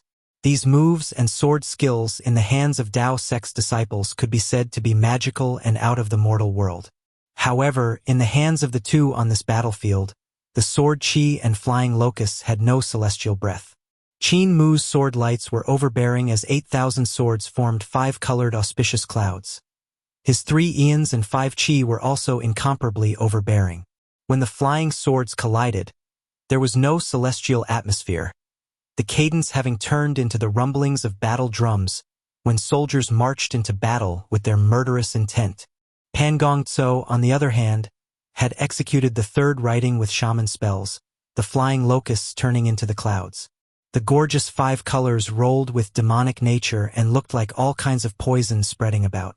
With the addition of strangeness of shaman spells and shaman poison as well as the weird chirping of locusts, the celestial sounds were defiled. Boom! The powers of the third writing of Dao Sword burst forth as the swords clashed with the locusts. With the explosion of the 2 moves, the bodies of the combatants trembled violently as they fell back, smashing against the walls of the bridge. Blood dripped down the corners of their mouths. Qin Gongso, your death is due. Qin Mu's body jolted and broke free from the wall. With both of his hands raised high above his head, his little and ring finger clasped inwards, his middle and index finger stretched straight out and his thumb clasped inwards, he clutched the sword formula. Carefree Sword instantly flew over with its sword tip pointing upwards.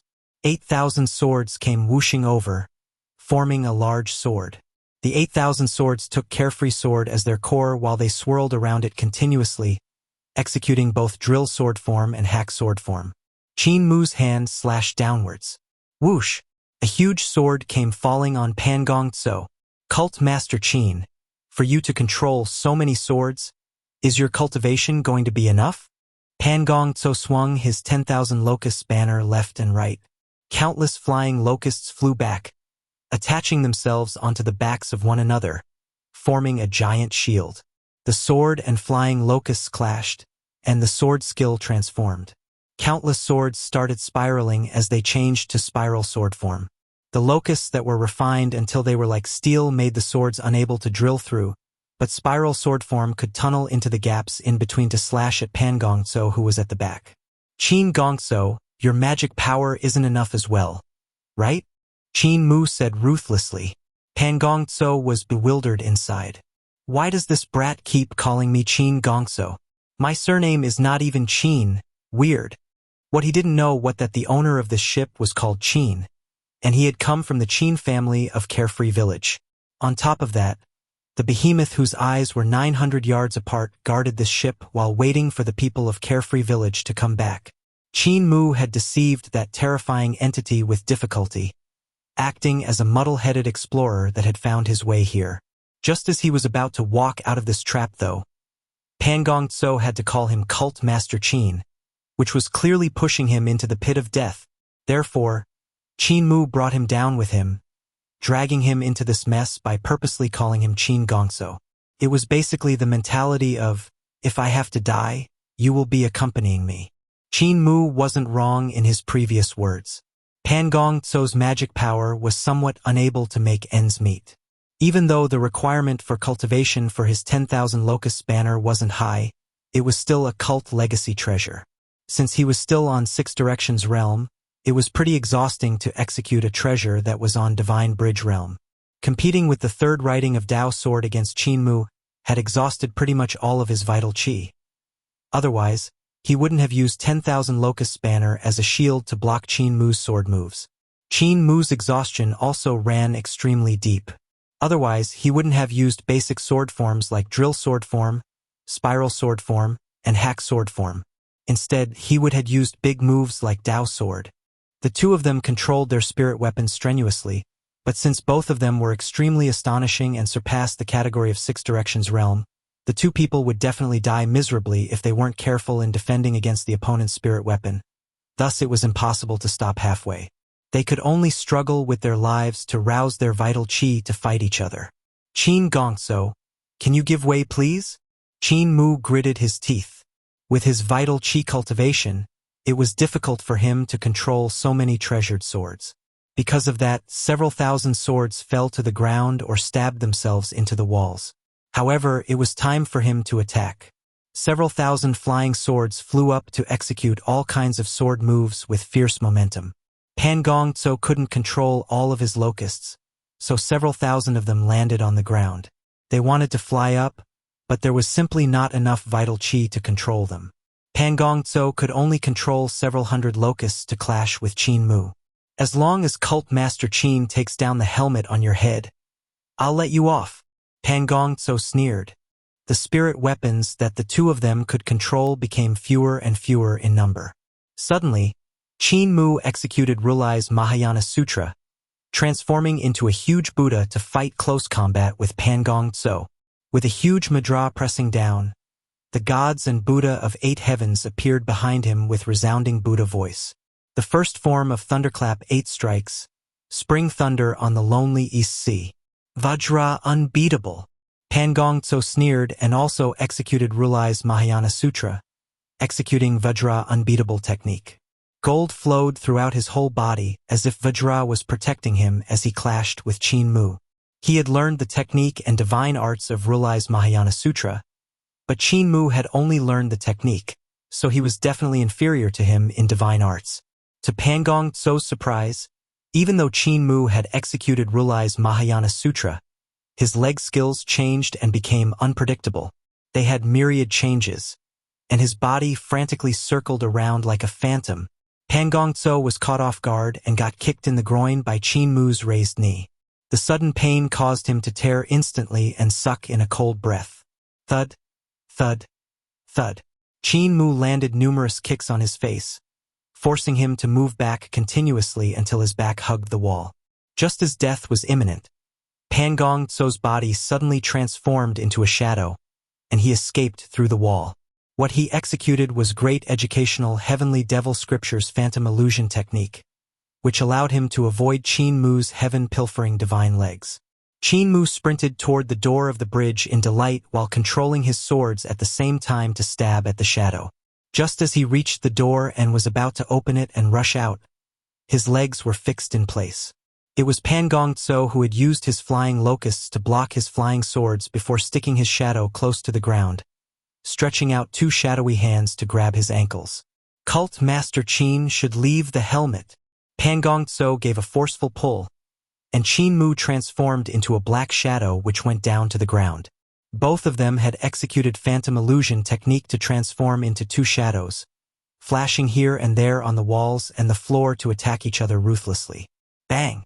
The walls of the bridge trembled violently, and Pan Gongso was blasted into the wall, transforming back into his physical body from the shadow. He immediately sent his flying locusts to bite Qin Mu's shadow that was on the wall. Qin Mu swam quickly through the wall before dropping down from the ceiling of the bridge. His legs were still shadowy, but his body had already returned back to normal as he gave a mudra and forced Pan Gongso to tumble away.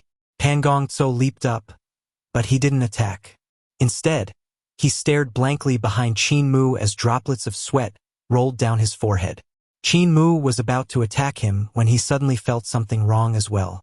He froze when he felt 2 terrifying eyes land on his body. He couldn't help dispersing his Phantom Illusion technique to land back on the floor and turn his head to look behind him with difficulty. In the darkness outside the bridge, two huge eyes appeared. One of them was on the left side of the bridge while the other was on the right. The distance between the eyes was 900 yards. The pupils of the two eyes were vertical and looked strangely evil as they gazed at the two men. Pan Gong Tso's body trembled, and his legs became shaky.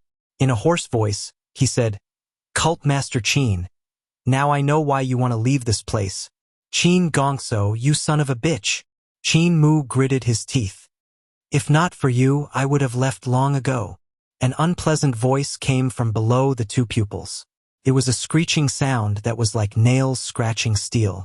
"Which one of you has the surname Qin?" "Him." Qin Mu and Pan Gong Tso raised their hands at the same time to point at each other. Tales of Hurting Gods. Chapter 308. Sabotaging Each Other. Pan Gong Tso was angry and anxious as he stuttered, "Cult Master Qin, don't joke with me. My surname isn't Qin. I'm from the barbarian tribe." Qin Mu was furious and shouted, "Qin Gongso, are you not acknowledging your ancestors of Qin family? You even said you were born in Carefree Village. Little liar. Shut up." Pan Gong Tso attacked with overflowing anger, and Qin Mu immediately defended. One of them executed Grand Shaman Ruda scriptures to transform into a bird-headed mutant, while the other one executed Nine Dragons Monarch technique to look like an awe-inspiring emperor. With the roars of dragons and cries of birds, the dragon-shaped divine arts clashed numerous times with the bird feather swords. The two of them may have looked young, but they were both ruthless. Each of their attacks was lethal, and every move wanted the other party's life. Based on the intricate moves, there were no divine arts practitioners in Six Directions realm that could be compared to them. However, because the battle earlier had exhausted too much of their strength, their vital chi wasn't as dense as earlier. The power of their moves was still no small matter, though. Even if they fought fiercely, looking like they didn't want anything more than to beat the other to death, their feet were still inching closer and closer to the door. They knew what each other was thinking about, and they fought closer and closer to the door. Just as they were about to open it and escape, the treasured ship trembled violently. The owner of the two eyes outside the bridge was slightly angered, so it shook the ship and caused it to tremble endlessly.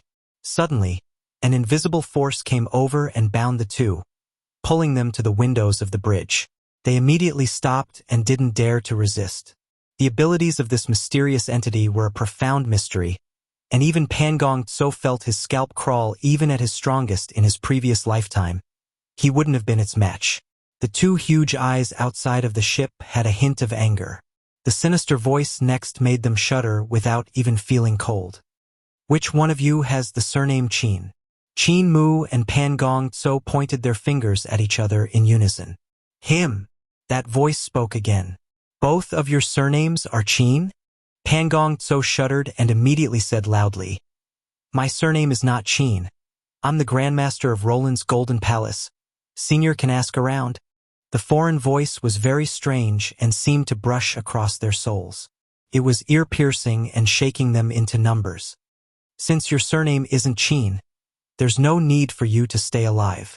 Looking at how things are now, it seems like I can't hide it from Senior anymore," Pan Gong Tso said with a resolute expression. "That's right. I'm none other than Qin Gongso. This guy beside me is the Grandmaster of Roland's Golden Palace, taking other people's bodies through reincarnation. He's called Pan Mu. May I invite Senior to make a move to immediately get rid of this useless person?" Qin Mu sneered. "You called me Cult Master Qin just now, so could your words be bullshit?" The two people looked at each other furiously and gritted their teeth, wanting to dig into each other's chests to pull out that black heart out to gnaw on. The voice was silent for a moment before asking, "Which one of you is 16 years old?" Pan Gong Tso and Qin Mu looked at each other in the eyes. Then Qin Mu immediately said, "I'm 16 years old." Pan Gong Tso also said in a hurry, "I'm also coincidentally 16 years old." Even though Qin Mu was 15 years old in name, his age was counted since when Granny C had picked him up.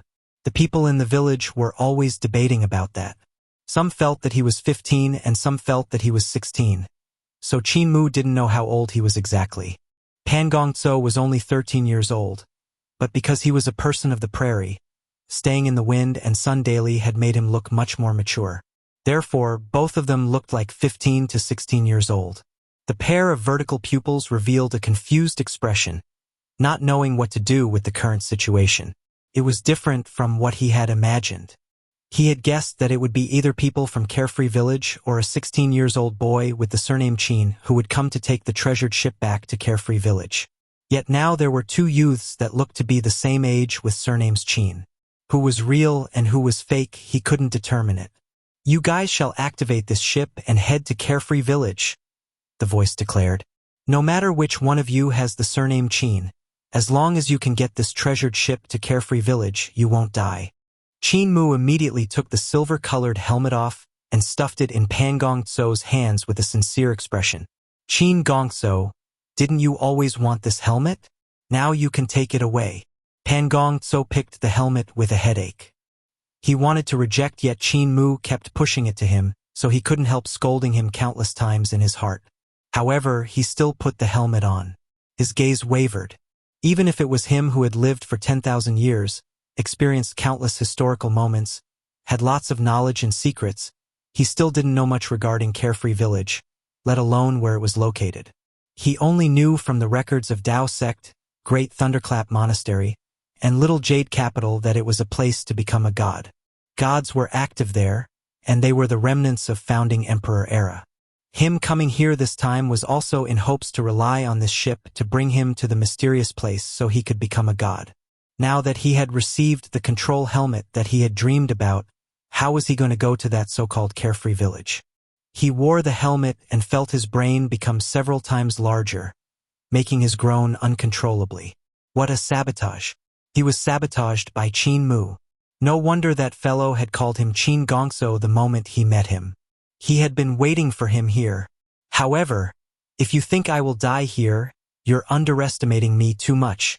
In 10,000 years, countless geniuses had died. No matter whether they were Tao masters, roules, or immortals, didn't they all just die when their time was up? Over the 10,000 years, only I survived, and what I relied upon wasn't my comprehension or aptitude, but my extraordinary abilities. The reason I survived for so long isn't because of luck.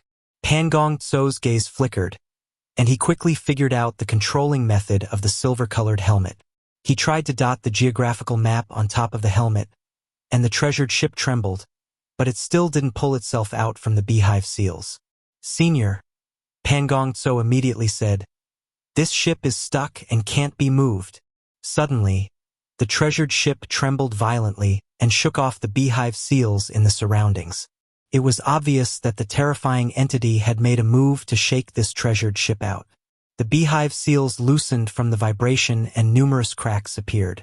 The seals then crumbled like colored glass, and the devil chi of Yudu poured into great ruins.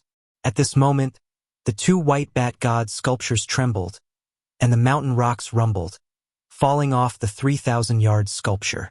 Where the mountain rocks once were, the two white bat god sculptures revealed the color of flesh. Blood could faintly be seen running under their skins. Thump! The sound of heartbeats suddenly came from the bodies of the two sculptures, and it was deafening. In front of the treasured ship, the huge sculpture that was half buried underground was also trembling.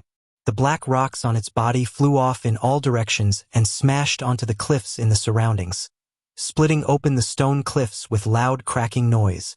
The black rocks that came off the sculpture also revealed the color of flesh underneath. It looked like a god that was petrified was waking up again. Pan Gongtso was delighted. He knew many secrets that others didn't. In regards to great ruins, he also knew quite a lot. During one lifetime, he had found a treasured land and encountered an unimaginable change of events when he was exploring it. There was a seal in that treasured land at that time, and he thought there would be some world-shaking treasure there. Never would he have expected that after he broke the seal by force, it was not treasures inside. Instead, it was a devil god. However, right when he thought he would surely die, a sculpture of a divine beast suddenly transformed from stone to flesh as if the divine beast had revived and beat up that devil god that wanted to kill him half dead, sealing him once again. After that, the divine beast returned back to the stone platform and its body gradually petrified once more. It changed back into a stone sculpture. From that time onwards, Pan Gong Tso rarely stepped into great ruins. He knew that there were too many secrets buried there, and too many dangers as well as murderous intent. Any carelessness and he would die inexplicably. However, this time, he borrowed the strangeness of great ruins to fight against the mysterious entity. The treasured ship was embedded in the seals, so if it was moved, the seals would be broken and the gods and devils that had created this seal would revive from their stone statue state. With this, Pan Gong Tso would be able to resolve the danger in front of him. From the tremors outside, the current situation was progressing as he had expected.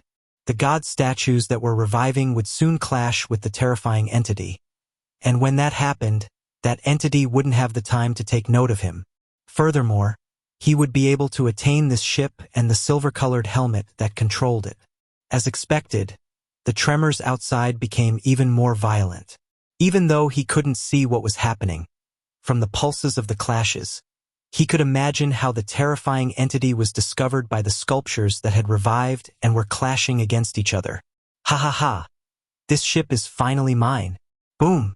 Before he could even finish laughing, a punch smashed ruthlessly onto his chest, and the helmet fell off his head. Qin Mu grabbed the red tassels and laughed loudly as he punched his opponent away. Pan Gong Tso was furious and sent his flying locust to attack. Qin Mu raised his hand, and Carefree Sword brought its flying swords to block the attacks of the flying locusts, while he himself walked towards the cabin door. Pan Gong Tso guarded the cabin door, his face filled with murderous intent as he attacked ruthlessly. The two of them clashed once more and exchanged hundreds and thousands of blows in an instant. Suddenly, the treasured ship gently jolted and slid off from the shattered beehive seals, landing into the Yudu world shrouded in darkness. The two of them were astonished and hurriedly looked out the bridge only to see the ship in darkness, floating away silently. Meanwhile, behind the ship, the beehive seals were currently disintegrating. Their glows extinguished one after another. They were getting farther and farther away from them. Qin Mu hurriedly put on the helmet and tried to control the treasured ship to sail back. The beehive seals were the gate for them to leave Yudu world. If they floated deeper into this land, no one could tell what dangers they would face. Never did he expect it to get hit by Pan Gong Tso the moment he put on the helmet, which resulted in him being smacked ruthlessly into the window. The helmet was then snatched by Pan Gong Tso, who put it on his head. Qin Mu sent a sword out and flicked Pan Gong Tso up, then threw him to the side the next instant and took the silver helmet back for himself. The two of them landed on the ground and looked at each other ruthlessly. Suddenly, the last beehive seal shattered and the light vanished. The treasured ship continued moving, and the hearts of the two people turned cold. Neither of them knew where the entrance to the real world was anymore. "It's your fault," Qin Mu and Pan Gong Tso said in unison. Tales of Hurting Gods. Chapter 309, Grandmaster is Wise. In the bridge, two figures moved up and down as Qin Mu and Pan Gong Tso was still beating each other up and struggling for their lives. They thought that since they couldn't find the entrance to the real world, why shouldn't they just get rid of their hindrance first? Only by killing the other party could they continue to control this treasured ship to find the exit. Otherwise, it would be quite a headache with such a great enemy watching their every move and free to stab them in the back at any time. Pan Gong Tso was a person who had reincarnated. His advancement in cultivation was amazingly rapid, and Qin Mu didn't want to leave him alive. If he dragged this out, Pan Gong Tso's cultivation might just surpass his, so he had to get rid of him as soon as possible. Pan Gong Tso, on the other hand, realized the dreadfulness of this new human emperor. The potential of his growth was astonishing, and his character was sinister and cunning. It was hard to scheme against him, so he might end up the one getting duped. The longer he dragged this out, the more dangerous it would become, so he had to get rid of Qin Mu as soon as possible. The two of them had already exhausted their cultivations, no longer having the ability to swiftly kill each other. As they tried to kill each other, their vital qi exhaustion increased even more drastically. Not long later, the two of them were covered in wounds and gasping for breath. Bang! The two of them clashed for the final time, and then fell to the ground on their backs. Neither of them had any more vital qi or strength to stand up. Qin Mu crawled with difficulty to one of the flying swords and grabbed its hilt as he revealed a smile. Froze soon, though. See Yunxiang. I'll definitely smack your bum into 3 segments and make you unable to lie down on the bed for half a month. He had grabbed the sword hilt, but since his flying swords were all made from black gold essence, each one was about 300 pounds in weight. With his current strength, he couldn't even drag one. As for why they were so heavy, it was naturally Si Yunxiang's great doing. On the other side, Pan Gongzhou was trying his best to gather a trace of magic power to execute a flying locust to get rid of Qin Mu. However, his vital qi kept breaking off, causing the flying locust to not be able to fly. It could only slowly crawl towards Qin Mu, its speed not any faster than that of an ant. Qin Mu turned around and tried his best to crawl toward Pan Gongzhou. On his way, he took out a bunch of toxic herbs from his Taotai sack with a strange smile on his face. The flying locust that Pan Gongzhou had controlled finally caught up to Qin Mu's thigh and landed on it to take a bite. However, since his vital qi was simply too weak and the strength of the flying locust wasn't big, it took it a very long time only to bite through the pants. Qin Mu by then crawled forward while enduring the pain, and Pan Gongzhou became flustered. He tried his best to flip over and use both his arms and legs as well as his chin to push himself away from Qin Mu.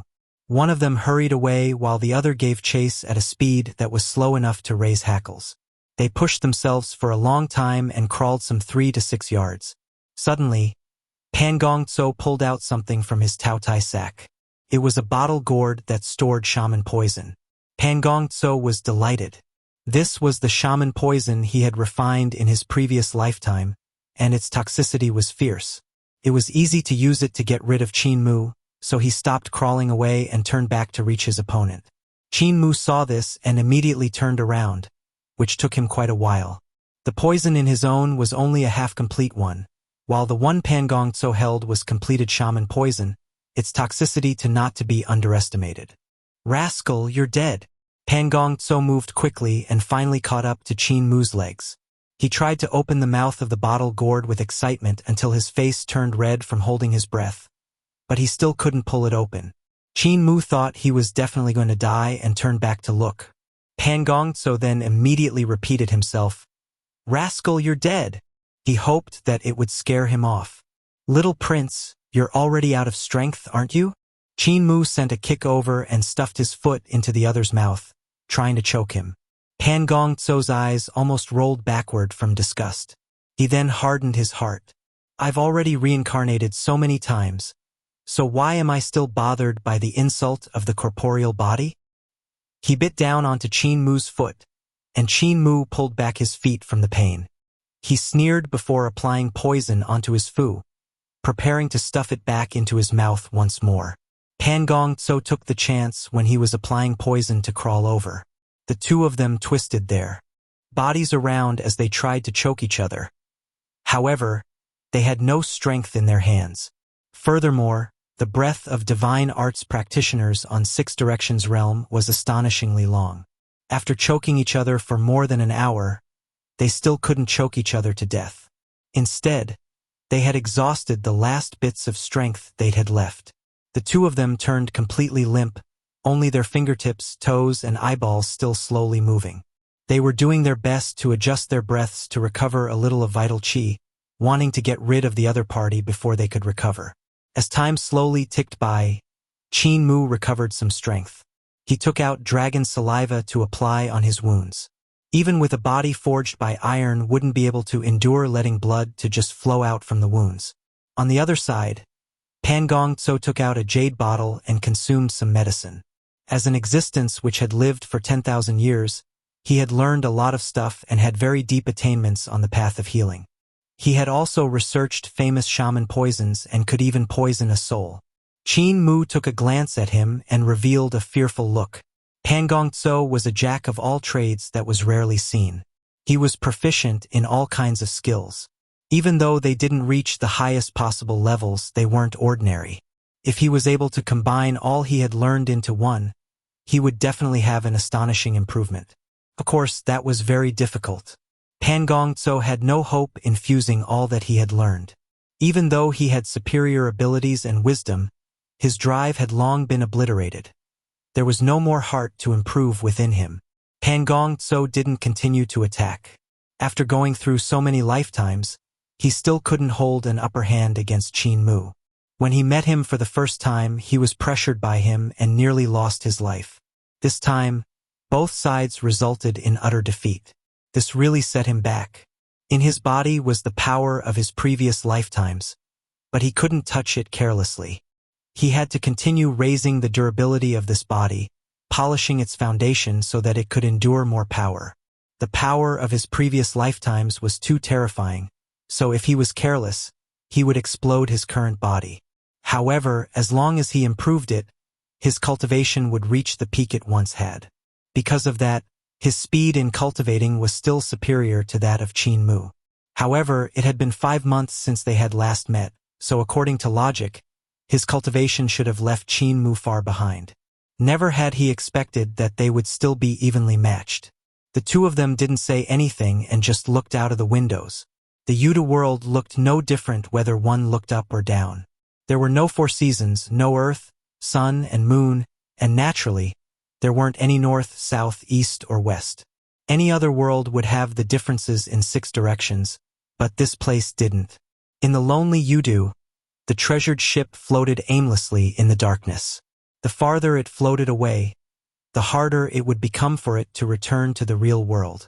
In this kind of loneliness, its passengers would probably go crazy before long. Outside the ship, a light flashed in the darkness of Yudu. It was a life form of Yudu, flashing its light in the darkness to attract prey. However, what was weird was ever since the treasured ship had entered Yudu, there had been no terrifying Yudu life forms coming near it. Qin Mu and Pan Gong Tso suddenly thought of the reason and were astonished.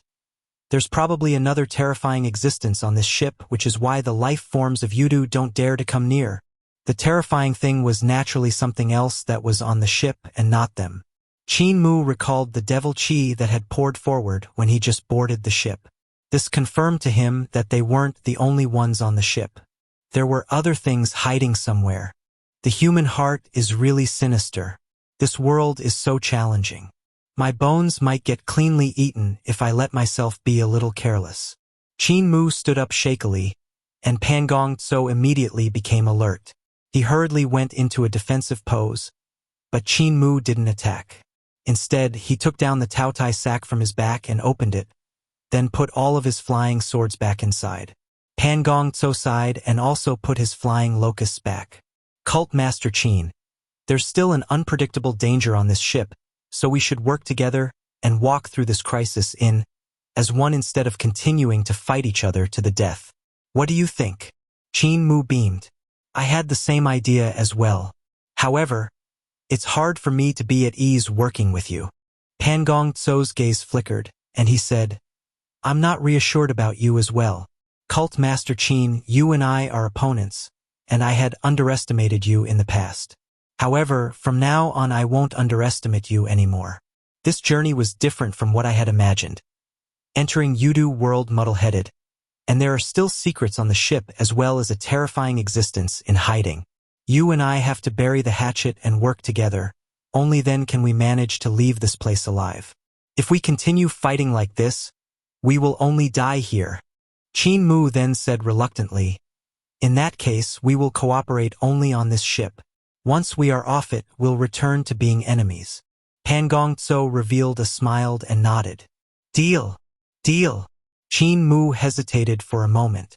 Do we need to sign the Pact of Earth Count? Pan Gong Tso smiled and said, no need for so much trouble. We're only temporarily cooperating. Qin Mu nodded in agreement. It seems to be so. Pan Gong Tso let out a sigh of relief to himself. This new human emperor is still young. He can't outwit me. If I signed the Pact of Earth Count with you, I could only ally with you. How would IL have the chance to get rid of you then? Both of them had ill intentions, but Pan Gong Tso was the first to speak. We need to find my subordinates so we can regroup. Only then will we have the strength to protect ourselves. Qin Mu nodded and said, Grandmaster is right. We'll do as you say. That's right, Grandmaster. This silver helmet. He took out the silver helmet with the red tassels and gave it a troubled look. Pan Gong Tso wanted to snatch it, but he was afraid that Qin Mu would sneakily attack him when he put on the helmet and shook his head. Now that you and I are working together, we will naturally have to trust each other. You shall safe keep it for now and follow me. I have calculated the marvel of the rooms in the ship. What's used there is the spell of integration. Qin Mu was sincerely impressed. Grandmaster is wise. The two of them finished packing up and walked out of the cabin only to see the ship completely empty. There was nobody else, no sign of any life. There was only some green liquid glowing on the deck. The treasured ship was huge.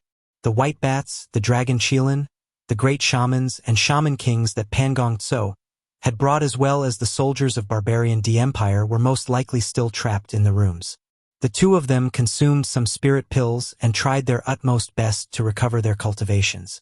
As they walked side by side into a room, Qin Mu executed Overlord Body 3 elixir technique to catalyze the medicinal energy. His cultivation recovered 20 to 30%, and the wounds on his body had already scabbed over. Those scabs started to fall off because of the dragon saliva he'd applied earlier. Pangong Tso's injuries were also much better. His spirit medicine wasn't inferior to that of Qin Mu. Suddenly, Qin Mu saw the old man from the painting flashing across a wall, and his heart couldn't help stirring, making him give chase immediately. Pangong Tso immediately shouted, "That's the wrong way!" However, Qin Mu had already opened another door and rushed into the room. Pangong Tso forced himself to follow after him, furious in his heart. "If there was a place in which I could still use you, I would have gotten rid of you long ago. Rascal, if you land in my hands, I won't let you have an easy death." Tales of Hurting Gods. Chapter 310, Mysterious Corridor.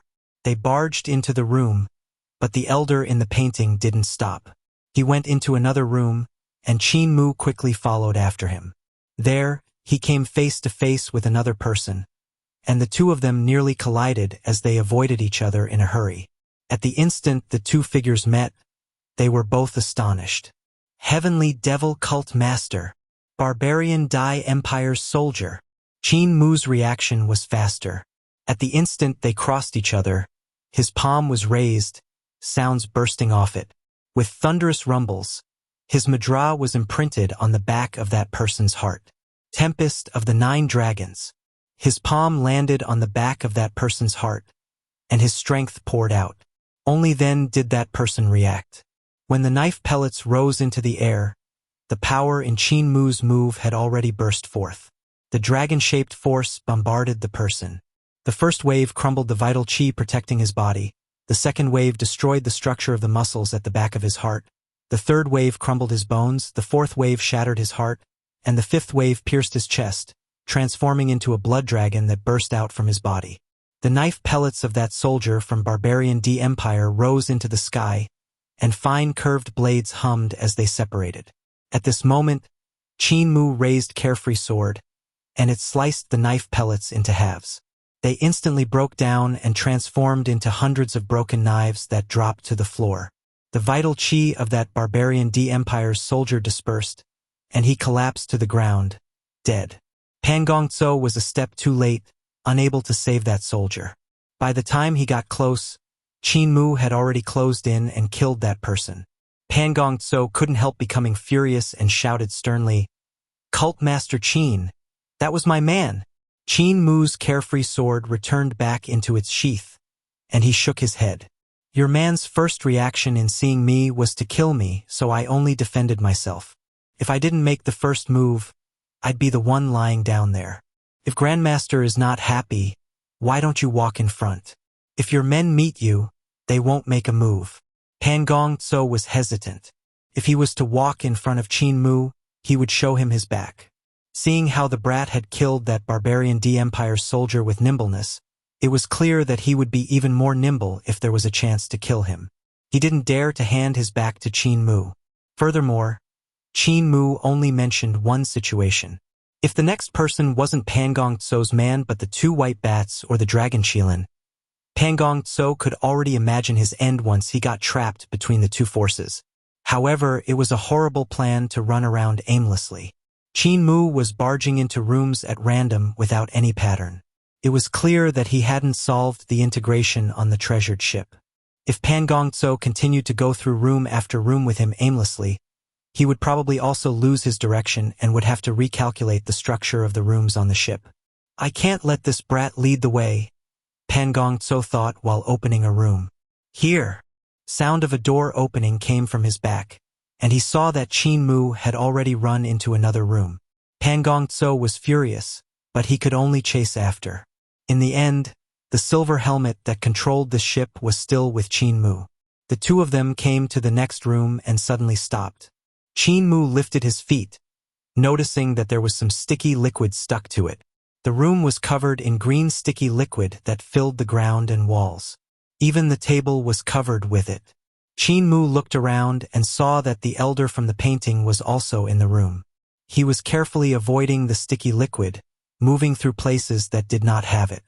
He was a human from a painting, and this sticky liquid was dangerous to him as it could glue him to a place, thus he had to avoid it.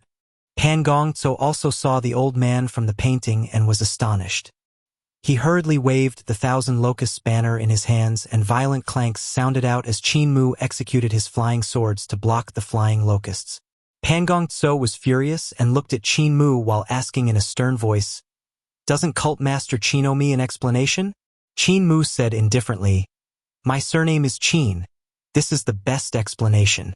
Pan Gongzhou's heart trembled violently as he instantly caught the crux of the matter. The terrifying entity whose eyes were 900 yards apart had been waiting for a person with the surname Qin. The reason why the two of them had caught its interest was because they were both Qin. He was extremely clever. Otherwise, he wouldn't have survived for so long. He thought to himself, could the owner of this ship have had the surname Qin? This brat and the owner of the ship are from the same family? If that's the case, then he must also be from Carefree Village. No wonder this guy came all the way here. But wait a minute. 16 years old.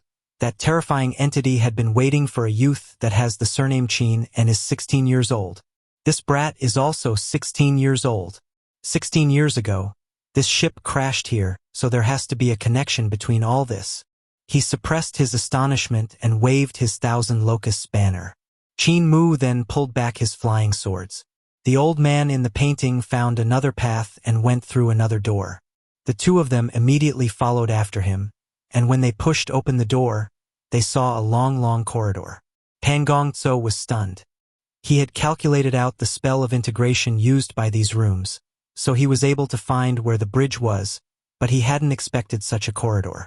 By right, the total number of rooms should be what I had calculated. So why is there some place I don't know about? He was confused. If he did not solve the spell of space integration, how did he find the bridge? If he had solved it, then why wasn't this long corridor present in his result? In his calculation, there was absolutely no way this long corridor could exist. In that case, there was only one possibility. The spell of space integration was just an outer structure used to fool people. This was to make people who entered to think that they had searched the whole ship and neglect the true secrets hidden below. Even the silver helmet that Qin Mu possessed might only be a treasure to fool people and couldn't truly control the ship. The gods of Carefree Village are indeed extraordinary. Even I was fooled.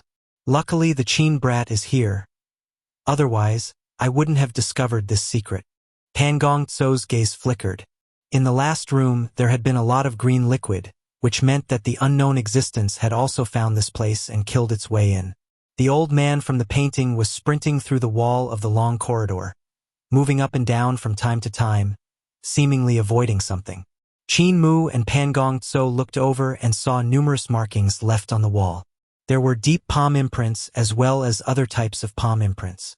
There were also strange imprints of weapons that were incomparably terrifying. It seemed like just a slight touch would cause their destructive energies to activate and wipe out everything in the surroundings. These were marks left behind by divine weapons. Other than marks of divine weapons, there were also imprints left behind by divine arts. They were not big, but still contained a terrifying power that emanated a pulsing glow which could make people's hearts palpitate. The glow of the imprints was due to runes, and they were sometimes bright and sometimes dark. They were complicated and profound, hard to understand. When a person looked at them for the first time, they wouldn't understand anything, but once their minds slowly seeped inside, they would instantly feel the marvel of the world flooding over, sending them into a trance. It's different from the stone wall of Dao Sect's Dao sword, but it has the same result. Qin Mu and Pan Gong Tso couldn't help exclaiming in admiration. The imprints from the divine arts and divine weapons were simply a treasure vault of techniques. Even though these weren't comparable to the 14 writings of Dao sword from Dao sect, if one could comprehend all the marvels contained in the imprints on the corridor and attain the techniques and divine arts there, they could probably found their own sacred ground. Both their hearts stirred, but they had no choice but to hold their minds back. Their enemy was right beside them, and if they fell into comprehension, they would definitely be killed by the bad egg beside them. Even though they would have very much liked to get rid of the other party and take this place for themselves, the imprints on the walls were not very stable. If someone came into contact with the imprints accidentally, the explosion from power contained in them could easily kill them hundreds or thousands of times. That old man from the painting was still leading the way. The long corridor seemed to have no end. Since the time they had stepped in it, they should have long walked out of the ship, but there was still no sight of the end. This was an even superior spell of integration which used great magic power to warp space, folding it and stretching instead of using the skin and bones of Taotai to expand the space. It was such a narrow corridor, but there were numerous imprints of divine arts and divine weapons on the walls. From them, it could easily be imagined how fierce the battle had been. But the most crucial point was that when these strong practitioners had made their moves here, the power of their divine arts was condensed and would only explode when it hit the enemy. If it didn't hit the enemy, not an ounce of power would leak out. This was extremely terrifying. It meant that their control of power had reached an extremely intricate step, using the least amount of power to create great damage. It was extremely difficult to achieve this step. Even if it was a divine arts practitioner of Six Directions realm, the explosion of a divine art could sweep a radius of numerous yards. If a divine arts practitioner was to condense the damage to their palm, not many people would be able to achieve it. But if they did that, the destructiveness of the attack would probably be multiplied by 100 times. If gods shrank their divine arts to such a state, how terrifying would their destructive power be? Qin Mu and Pan Gong Tso's eyes lighted up, and they immediately realized the strength of this. If both of them had similar cultivation, but one could shrink the explosion of their divine arts, wouldn't the other party be killed when the two of them clashed again? Furthermore, the power wouldn't leak, and the exhaustion of magic power would be cut to the minimum. It would allow one to fight for an even longer time. However, both of their techniques and divine arts didn't have such a fine method of control. To be able to control divine arts to such detail required extremely high attainments in algebra. Dao sect had extremely high attainments in algebra, but even its people couldn't achieve this step. Otherwise, Dao sect would be invincible. I guess only by being proficient in calculations can one control their power to such an extent, right?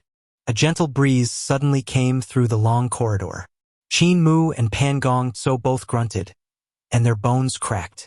This wasn't the breeze putting pressure on their bodies, but the air of a god that had come with the breeze putting so much pressure on them that they almost couldn't catch their breaths. Qin Mu immediately transformed into a black shadow and sunk into the wall to move through it. Pan Gong Tso saw this and found this to be clever. He also hurriedly transformed into a shadow to sink into the wall.